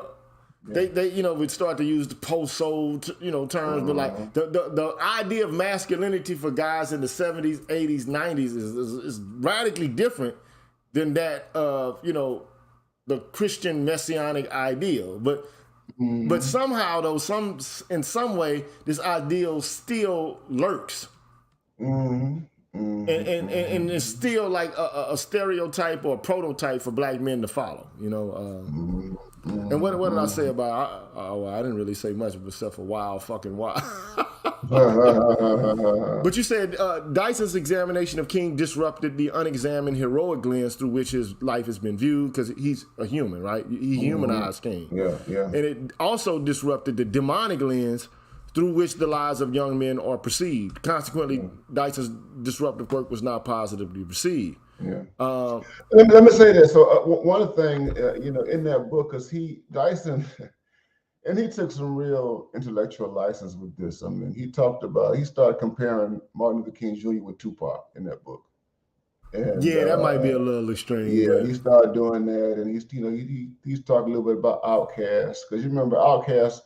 They offended Rosa Parks when they had their song Rosa Parks and all that kind of stuff.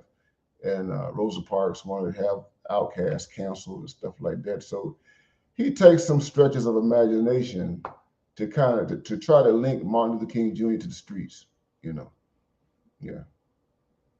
But ultimately you say, for reasons connected to age, class, and cultural shifts inside and outside of Black America, significant numbers of young black men have rejected the messianic masculine idea. Those who rejected do so because of its strenuous nature, and the ultimate outcome is death. But we can also argue that some of the other choices that these guys, some of the, outcomes of their choices about masculinity is death also.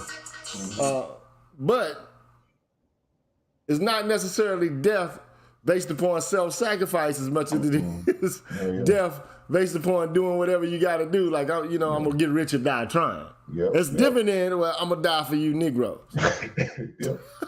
Very much so. Go ahead and expound on that if you can. Yeah. It's a difference. I mean, the difference between Messianism and, Cornel West, he labeled it Nihilism, and in self-interest and all that kind of stuff. Dr. Dre, you listen to Dr. Dre, and everything that was associated with Dre, and you mentioned 50 Cent and people like that. They were not. They were self-interested. I mean, 50 Cent is a great example. I mean, 50 Cent is a completely self-invested, ego-driven individual. He is not trying to save the world, man. And he's very, very clear about it. He's been very consistent with maintaining that perspective. You know what I mean? And there's so many other figures that also kind of play that out. Now, what's interesting now, and because this was written, 2013. I was looking back at the time when Dyson put that book out, but a rapper like DMX is a little different, because DMX was a Christian, and DMX did see himself as a Messiah type figure.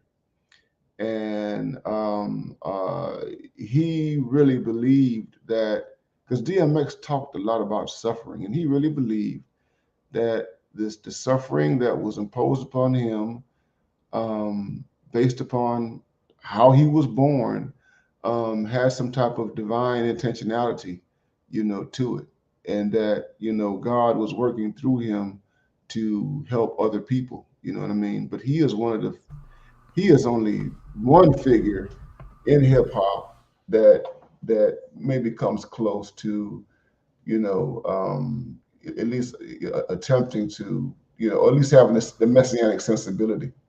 Yeah, what the only thing look, I love DMX up to a certain point, and I get what you're saying about DMX, man. But like, look, DMX, man, like I had like a visual mixtape back in the day. I don't know who it was, which DJ was the one that was like hosting it, but he was doing I think I can't remember the name of the song, but DMX when he said this, I just couldn't get into him after that, man. He said, "I rob niggas that I hang with."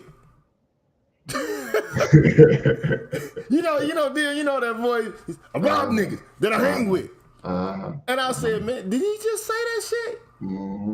And when he said that, man, I was like, man, that's some sucker shit right there, man. How you gonna rob the cats that you fuck around with? You know, like you take, like you in the house, you just gonna swipe your partner's jewels and some shit. You know, like, I thought that was like some, but I get the point you're saying. I love DMX. Now DMX, that first album, first song, in fact, Get At Me, Dog. It was the shit. Dude was super fire, you know. But he does pray a lot, you know, and it's like Tupac almost, you know, a lot of prayer, a lot of references to God, and you know, wanting to go to heaven, you know, which is kind of different from Biggie, you know what I'm saying, and definitely different from people like you know, them 666 Mafia boys, and them, you know.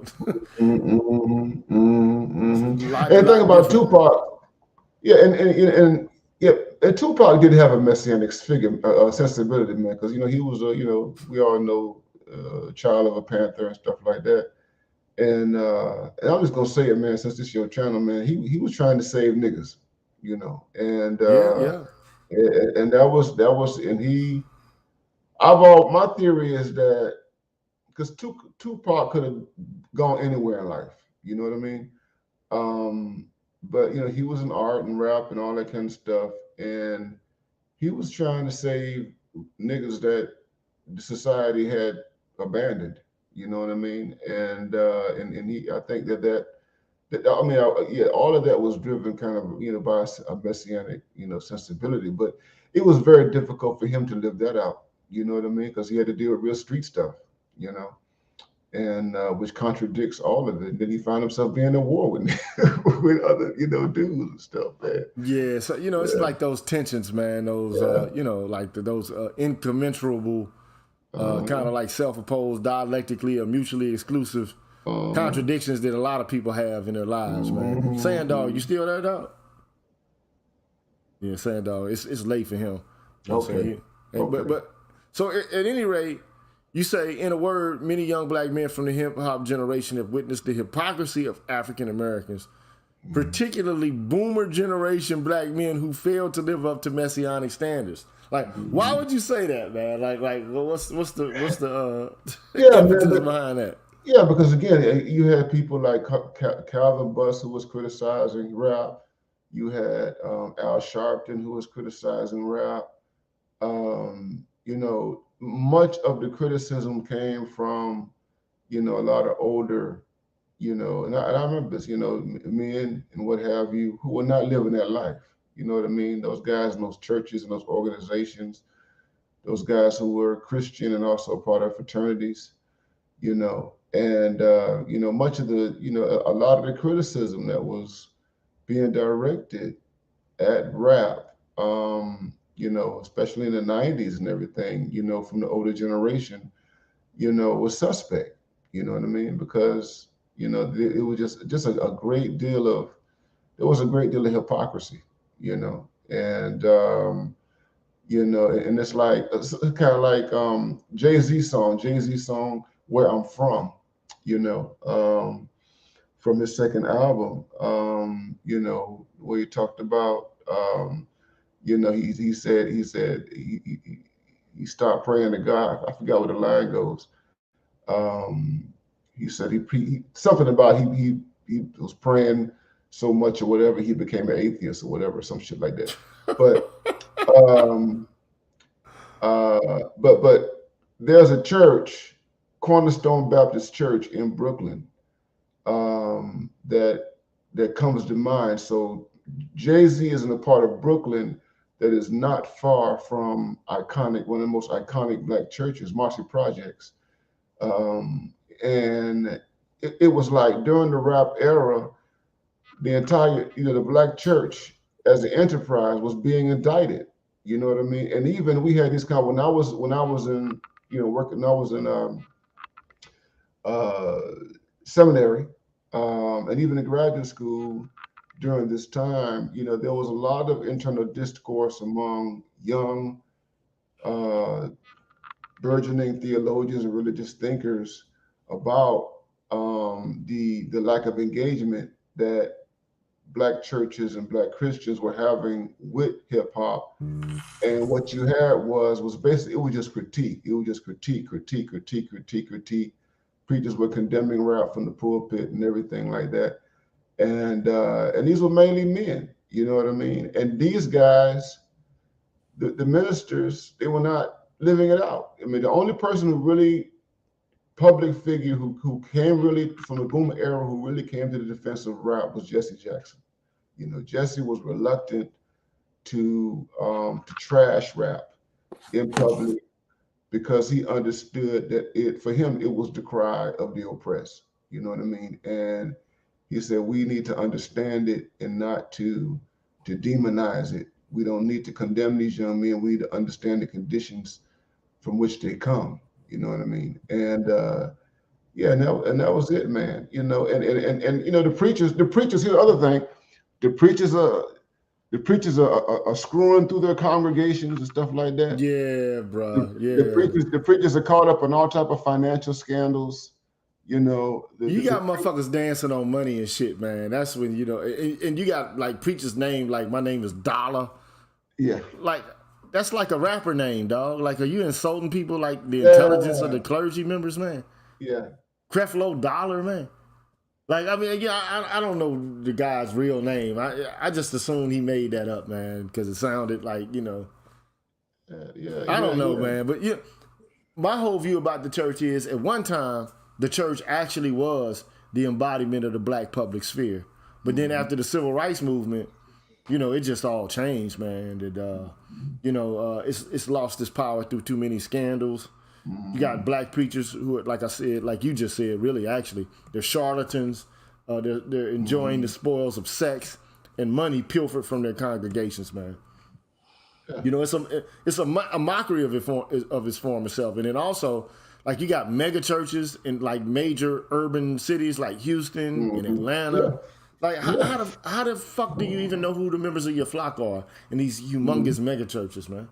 You can't possibly be developing personal, substantive relationships with these people, man. It's impossible, But and then also, I think the church has been corrupted by New Age philosophy. Like the law of attraction. The gospel of prosperity. I think that's a bunch of crocodile nonsense. But that's just my my personal opinion. But lastly, you say that young Black men from the hip-hop generation have witnessed the hypocrisy of African Americans, particularly boomer men who failed to live up to Messianic standards. Since the civil rights era, no African American man has become a martyr for the cause of African American salvation. Now, you talk about Tupac. I'm like, I get it, man, but like, or even DMX? No, man. I couldn't put him out there like that, man. It was right. Like, in terms of the classical construction, you know what I mean? Yeah, I get it. I get it. I just want to follow up and get through what I have highlighted. You say that this whole messianism is really connected to an Aristotelic concept of salvation. But this is different today. Maybe perhaps the reason why you don't see too many, even though this idea might be lauded, you don't see a great deal of people actually living up to it in a substantive way, because most people are like kind of looking out for themselves. So aristocracy now is different than what it might have been back in the day. The new Black elite, or even the old Black elite, they're operating under a different paradigm today than maybe perhaps what they were operating on in MLK's day. I just don't see much uplift going on, from the Black elite now. I just don't see it. No. So Any closing thoughts that you want to say about this, man? Because I don't want to hold you too much longer. Yeah, man. It was something like I said at the outset that I had to, wrestle with intellectually, and existentially, man, for a long time. You know what I mean? Because we all feel it. We all feel it. I focused on the elite, but it it has different types of manifestations that cut across class lines. And when we think about the demand for Black men to man up, when people are asking us to man up, to man up, to man up, to man up, underneath that is that kind of messianism. You're supposed to, step up to the plate and make a sacrifice or whatever. I get you. So I was listening to someone talking about the Detroit. The Detroit was a Detroit 300. The group of Black men some time ago who organized to clean up the streets of Detroit. To take on the drug dealers and the criminals and all that kind of stuff, and they would patrol the neighborhoods and all that. And then there was another story, I can't remember what state it was in, about the Black dads who went to the high school. Yeah, I remember that. Yeah, because the kids were out of control and all that kind of stuff. And the Black dads would patrol the high school and everything like that. You have examples like that where that is seen as a model of manning up. You know what I mean? And you have all sorts of when we talk about Black men becoming mentors to Black boys and creating programs for Black boys and Black male youth or what have you. And again, being stepdaddies and all that, saving the Black family. And even, the guys, who are post Kevin Samuels having all these conversations about how we can, save Black folks and everything through marriage and everything like that. I mean, underneath all of that is messianism. That there is a messianic type of impulse right there. So we haven't gotten over it. And I also mentioned again, Deion Sanders and what happened with Jackson State. Deion Sanders, all of the internal debate, and it just back and forth across Black society about him leaving that Black school after he had been there for 3 years and moving on to a white school, and them expecting him, this idea that he was supposed to. You're a rich man, you don't need any more money. You don't need a whole bunch of help. While you're coaching these kids at this school or what have you. In fact, you should be doing this for free. You know what I'm saying? And Dion was like, I got interest. You know what I mean? I have a larger vision. And he went on to Colorado, and that just irked a lot of Black people. Why did it irk them? Because they projected this messianic stuff on him. You know what I mean? And so it shows up in various ways, man. It shows up. Yeah, And I would say, here's the thing. So, and I'm thinking about writing another article because I want to talk about the renunciation of messianic masculinity. And that it is utopian. At the end of the chapter, I talked about the piece I talked about Barack Obama and how he was, seen through that lens. But it's utopian, and it does not allow Black men much individuality. It doesn't make room for self-interest, egoism, ethical egoism, or even selfishness. It doesn't make room for selfishness. Right. It doesn't even make room for you to be healthily, involved in the preservation of self. It means that, you got a John Henry for everybody but you. You can't even voice your opinion. To even discuss the ways in which you are suffering becomes unmanly or non-manly. So much of what's going on here in the space is, I mean, a lot of, I guess, Messianic black men would perceive as we just complaining, we bitches. Yeah. You know what I'm saying? So it's like, okay, or like the whole concept of save yourself black man would be considered like anathema to these people. Like, you can't save yourself. Absolutely. You got to save everybody. You know what I mean? Like, it's your requirement to save the world, motherfucker. Absolutely. Thinking about entertainers, I just thought about LeBron James, man.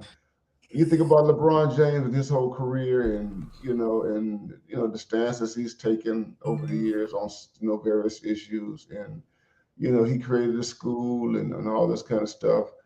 And if you just listen, I'm sure you have, all of us, the way some black people have talked about LeBron James in these terms, you know what I mean? It just shows us that a lot of black people have not shaped this stuff. You know what I'm saying? And that, LeBron, people like him, they have a responsibility, to uplift. I mentioned Mike Dyson, man. Dyson, it's interesting. Michael Jordan was criticized. You all remember this. Michael Jordan was criticized a lot during his career because he would not be a messiah for black people. That is, Michael Jordan would not publicly take on positions that were seen as race affirming and what have you. And even Michael Larry Dyson, man, he criticized Michael Jordan, because we've had this idea that the black athlete, and we started with black athletes, we've seen this over and over again. We project all type of stuff on not just rappers but the athletes, and we expect the athletes, guys who come from poverty, guys who are barely literate and what have you, we expect them to walk on water. You know what I mean? And now you got this $40 million contract. What you gonna do for black people? You know what I mean? Right. We expect them to be like Jim Brown. I mean, that's a different breed of guy, though. And they lived in different times, so the social conditions were quite a bit different than the ones we live in. So it's a different kind of game, man. Yeah, man. So you got to save yourself, black men, and you got passport bros. It's definitely not about saving the black community. It ain't about saving. No. So it is in complete opposition to the Messianic model. Complete opposition to it, as to that model as we have understood it. But I mean, I think that black men wouldn't have a problem with being Messianic if there was something actually in it for them. Like, at least if there was an acknowledgement that that it's honorific to be that way. Today, that's not even that incentive. Because if you're a race man today, you're going to be told that that you're anti-queer, you're anti-woman, anti-queer, and anti-trans affirming or whatever. You know what I'm saying? So all of that shit is wrapped into one thing today, bro. You can't even be a nationalist now. You can't be right today. You can't even be shit. Even if you are a savior, a messianic figure, you're gonna be told that there's something wrong with you. So you can't win today, bro. So the best way to win is not to play. I'm not meeting your expectations, man. I don't need your approval. I don't need your approval, man. Now I wish I could be like Moses. Get all my people and move them out the ghetto and live a better life. I'm referencing Bilal right now sometimes. But look, hey, I don't need your approval, though. I got to stay on my path. I got to win. Because if I don't win, then nobody wins. You know what I'm saying? So at the end of the day, man, it's a conversation I think that needs to be had. I appreciate your work. I think you do need to expand on it, and interpolate, what you've been doing recently. And talk about it again, because it's a subject worthy of exploration and inquiry, I think. That's facts. Because again, it's like I told you, the first law of nature is self-preservation. Because again, this kind of outlook also makes black men I don't know what word that I'm looking for. I guess adverse or allergic to what you would call worldly power, right? So so this whole thing of if this is not something that's going to lead me to heaven, right? And so with Mhm. that, you're also going to have to take a new assessment on what's good and evil, because even with the Mhm. Buddha, right, he may have the Mhm. Christ mind, but he also has the demon hand, Mhm. right? So there are uh, in a sense of being too giving, right?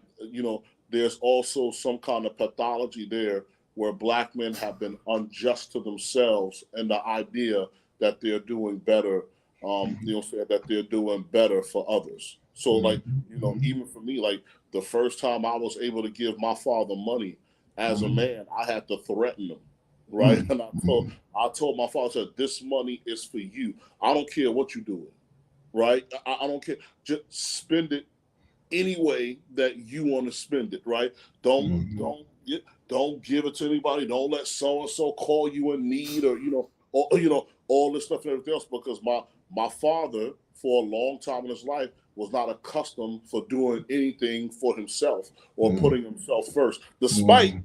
despite the fact that he told me the first Mhm. law of nature is self-preservation. Self-preservation. Mhm. Yep. Mhm. But Mhm. men in general have in this culture, in Western culture, have been taught to be messianic. Like you said, Mhm. I mean that's the general disposition. Like you're supposed to be like Christ and take care of everybody else. You're the Right. shepherd taking care of the flock.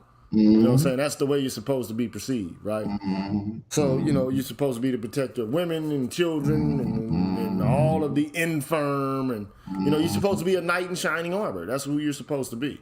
Mhm. And look, I don't have a problem with, people part of the time being sacrificial. I mean, I think mentoring and community service is important to a certain extent. Yeah. Yeah. But you can't let it consume you to the point where you are going to become a martyr. Everything else in your life suffers on the account that you can't look after yourself. Nobody else is required to behave in such a supererogatory way.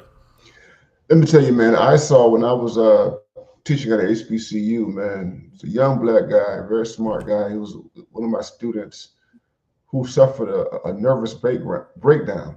Matter of fact, he had two nervous breakdowns on campus, and part of the causal factors of him having this nervous breakdown because he was caught up. He was trying to do all this social outreach while being a student. He was trying to study, and he was working in programs, working with boys and youth and stuff like that. And he drove himself crazy. And that guy, I'm gonna tell you, it got so bad. He had a nervous breakdown in the middle of the yard of the school, and it got so bad that this guy, he literally took his clothes off in the middle of the yard and started walking around, and he had to be hospitalized. And he talking about a guy, a young black guy, was only maybe 20 years old, and again, he was one of my students, and he was gung ho about salvation, and he was Christian and all that. And he was putting enormous, just unreasonable expectations on himself while he was in college, and this is what happens, man. He had no support, no real family support, and what have you. And so, you have to save yourself. You have to preserve yourself, and you have to really think about, the thing that you're really committed to. Um, so yeah, the save yourself black man thing, it is real, man. It I is just real. think, we need to update masculinity. We need new versions, new ideas, new concepts, new constructions, new discourses, new narratives, new Yeah, frames. Because the yeah, ones that we have ain't working. yeah, It ain't working. And the alpha frame, to me, I don't think it's very constructive. yeah. The And let me sigma, go and let me ahead. just let me add. And I think I'm gonna say this. I personally believe that Kevin Samuels died when he did the way he did, in part because of what was driving him. And he didn't come out and then use messianic language or what have you, but he really believed that what he was doing was much bigger than himself. You know, and he placed a lot of demands on himself, and he was, going back and forth.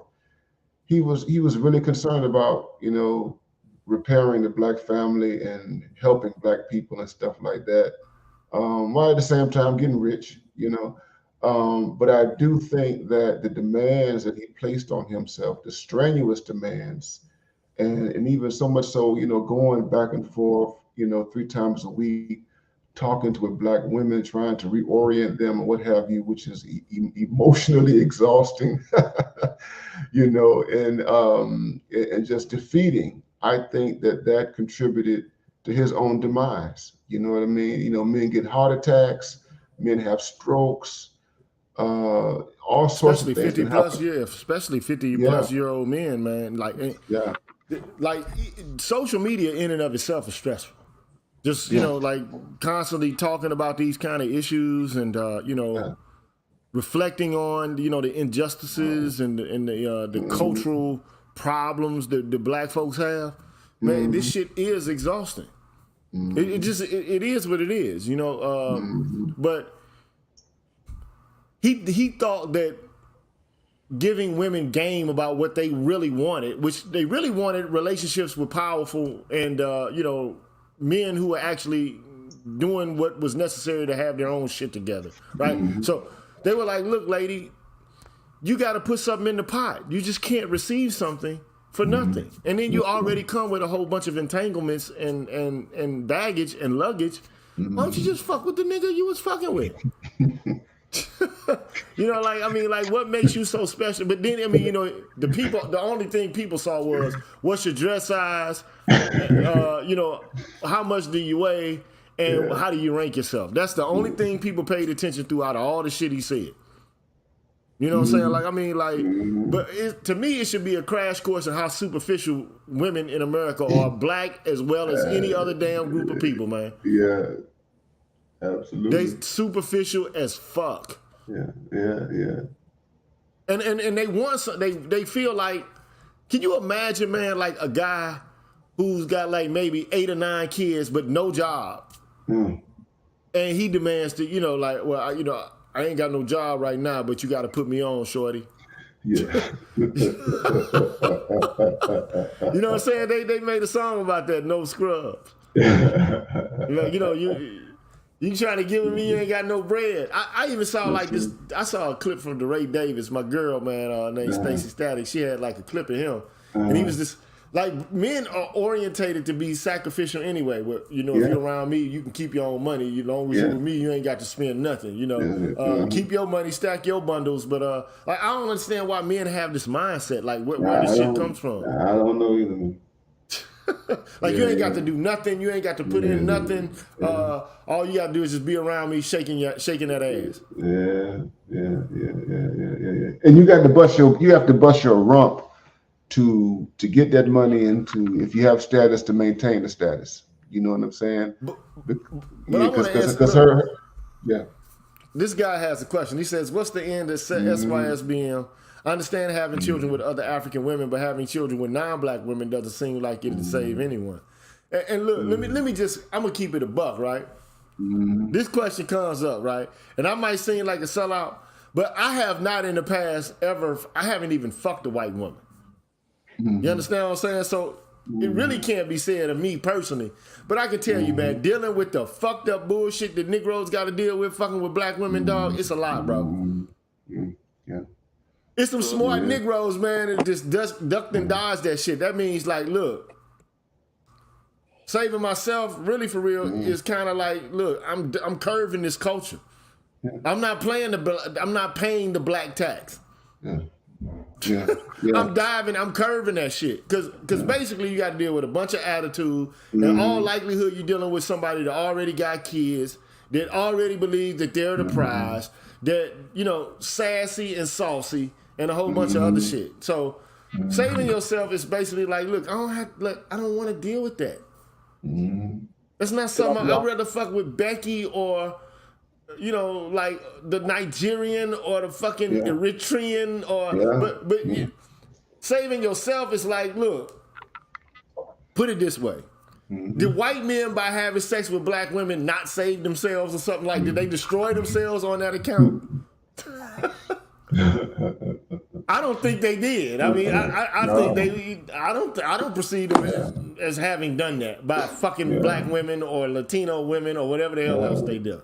Yeah, and it has nothing to do with racial purity or the perpetuation of the species. And it can be now if you're getting married and having kids or what have you. But the point is, it's self-preservation, and it's about attending to your interests. It's a selfish. Save yourself, black man, is a selfish enterprise. It simply is. It's about self-preservation, point blank. It's about being egoistic and not participating in what you've known to be as an economy that has been very abusive, predatory, manipulative, defaming, so on and so forth. It's just severing your ties with all of that and acting on your own self-interest, and you're not feeling. Here's the other thing.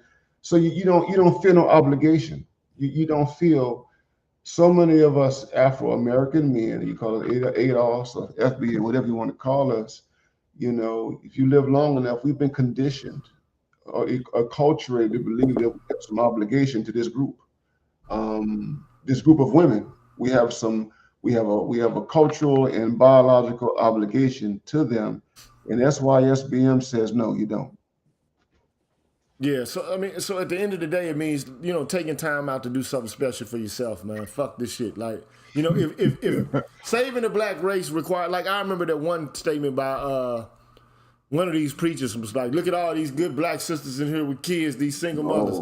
Y'all need to get up and marry these good sisters and all of this." Like, cats, like, why? Like, black men have been oriented to be cucks, man. Yeah. Let's just keep it a buck, man. Yeah, we have been oriented to fucking raise other motherfuckers' kids. Yep. We have been enculturated to raise other motherfuckers' kids. Now I don't want to hold Ronald, here longer than he wants to be. So I'll give it 10 more minutes and then we out of here. Okay. Snowman, you got a question you want to ask? Y'all need to get up and marry these sisters. I've heard that rhetoric also with some of the churches I've been to, and I'm thinking something I say on my morning show all the time. Who told this lie? Well, look, it wouldn't be a problem if the women were like trained to. First of all, we'll train a motherfucker how to drive a car. True. We'll train a motherfucker how to do a whole bunch of shit. We don't train people how to be parents or how to be wives or relationship partners. Correct. That's one thing we don't do, okay? We don't orientate or enculturate people into that at all. All we do is say, marry for love and your personal, your own reasons or whatever, the butterflies in your stomach. If they tell you yes, then marry. If they don't, then don't, or whatever. Mm-hmm. Like, if that's the recipe for fucking success in the marriage, then we setting ourselves up for failure. Yep. Every time. But, I mean, to make a long story long, the only thing I'm saying is, look, bruh, it used to be that it was part of the territory. Mm-hmm. Your wife, man, and you, for the most part, are not like heavily experienced in sexual matters. True. Male and female, okay? Mm-hmm. And this notion that every man has sold his oats and fucked about 50 different women before he marries his wife, that's bullshit. To be quite honest, in today's culture, the inverse is actually true. Yeah. The women, who knows how many motherfuckers they done slept with? You know what I'm saying? How many different motherfuckers have busted nut up in them? You know what I'm saying? This is crazy. Right. But no man is gonna be comfortable if he's about monogamy. Now maybe if he's on some paramour bullshit and I don't really care, that's a whole different story. Yeah. But if you're a normal regular dude, you don't want a wife, man, that everybody done busted in, bruh. True. Come on, man. True. Nobody wants that. You don't want to go to the party and dude looking at she's saying hello to every nigga in the spot. Everything that moves. And this nigga, he can look at you like, yeah, I fucked your wife, nigga. Yeah, I remember hitting that ass from behind. You know what I'm saying? Like, no. But today, this is the shit. Like, and women act like to even expect that they ain't been fucking everybody is like it's my body. I can do well. I don't want. What if I don't want your body? Because you got too many bodies. You know what I'm saying? Like, what if I don't want to deal with that body count? What if I actually say out loud, I'm not with this. I'm not doing this. So so at the end of the day, my only thing is, I said this on the last show I had. Women and men both know when they are young, they're educated. I know I was. Before I had sex, I was educated about sex. Yes. Okay? I knew what the consequences were. I know that, at some point you learn the storks aren't the thing that actually delivers babies. You understand it comes from the nasty or whatever, You learn it, okay? You learn this, okay? And then you learn, like, the outcome could be a disease, an unwanted pregnancy, and that, you know that, like, this is supposed to be reserved for a marriage or whatever the case may be. You know that that's what it's supposed to be, okay? But then you also got this conflicting message, from your peers. I'm pretty sure girls get peer pressure as well to have sex. But you ain't supposed to do it, but motherfuckers find a way to do it anyway. Okay? Yeah. So there's no punishment for it. There's no social ostracization for it. No guilt, no shaming related to it. It's just like, okay, well, she got pregnant. We're going to throw her a baby shower. We're going to give her some presents and shit, We're going to give her and the baby a head start in life. And meanwhile, the man gets looked at with a side eye. Well, shit, he just a sperm donor. All he did was impregnate somebody who was thotting, and he was thotting himself. So at the end of the day, what this culture has done is it has enshrined whorism and thottism on both male and female sides. Truth there. Without the cultural development of family life. As my friend says on the morning show, that lie can't be found. That lie can't be found. I mean, and the expectation is that, like roses and fucking flowers and, gumdrops and candy rain is supposed to be centered around. Right. Just hedonism and Epicureanism. Like, that's not how the game works, man. No, it isn't. Let me step on out of here. I'm glad I caught Gigi. I'm glad I caught you before you went off the air. Just wanted to step in and show some support for you and show some love for you, like I always do. And I appreciate it, bro. Appreciate that, man. So let me do this before we get out of here, man. Eclectic agitator says you can stay at my house without a job. I will not take it. He said you cannot stay at my house without a job. I will not take care of anybody except for my young children. No exceptions. Hallelujah, praise the Lord. You gotta put some work in. The guys used to have signs on the back of their cars: ass, gas, or grass. Nobody rides for free. Right. But but what's ass to me? After I done hit it about 5-10 times, I'm like, okay, that's what's a difference? That's a difference. That's what it comes down to. What's the difference? I done had the ass already. Now I got to continue to pay for that shit. Like, for what? Well, first of all, man, look, I done had one night stands that didn't pay a fucking dime anyway. So, like, why? Why I gotta pay you? Why are you so extra special and shit? Like, why you? Right. You know what I'm saying? So at the end of the day, look, but I wrapped it up. I'm not gonna just bust in somebody, just raw. Like, I ain't doing it, man. And I know from now on, like, I got 2 kids already. Like, I had every intention on being with, the women who I impregnated for life, but shit didn't work out. But that's what I planned. Like, I didn't just have sex, like, and 2-3 months later it was a pregnancy. No, it was like 2-3 years later. You know what I'm saying? But life is what it is. You know what I'm saying? But I'll be damn. I'm 50, about to be 52 in May. I'll be goddamn if I'm busting anybody raw. Getting some babies out now. It ain't happening, man. I ain't going through this shit no I love the kids, you know what I'm saying? Yep. Gigi love the kids. I'm like, Trick Daddy, I love the kids, but not like that no more, Not man. like I ain't that. doing no shit like that. Exactly. I'm where I need to be, and I'm with who I need to be with in life. I'm totally good. You know, you good like grandma's cookings, man. I'm good, please. man. I got Jody, I got my children, and I got my grandchildren. I beat cancer. I'm gonna be 51 in July. Snowman's good. All right. Well, at the end of the day, man, I want to give a shout out to MLR, Victor, Hakeem, and y'all appreciate y'all for hitting me up on the Cash App. And look, Jeter says, look what he says. He says the definition of family has changed in the West. It is what it is. Yeah, we know that the definition of family has changed. He says the fourth industrial revolution has changed everything, and this dynamic is here to stay.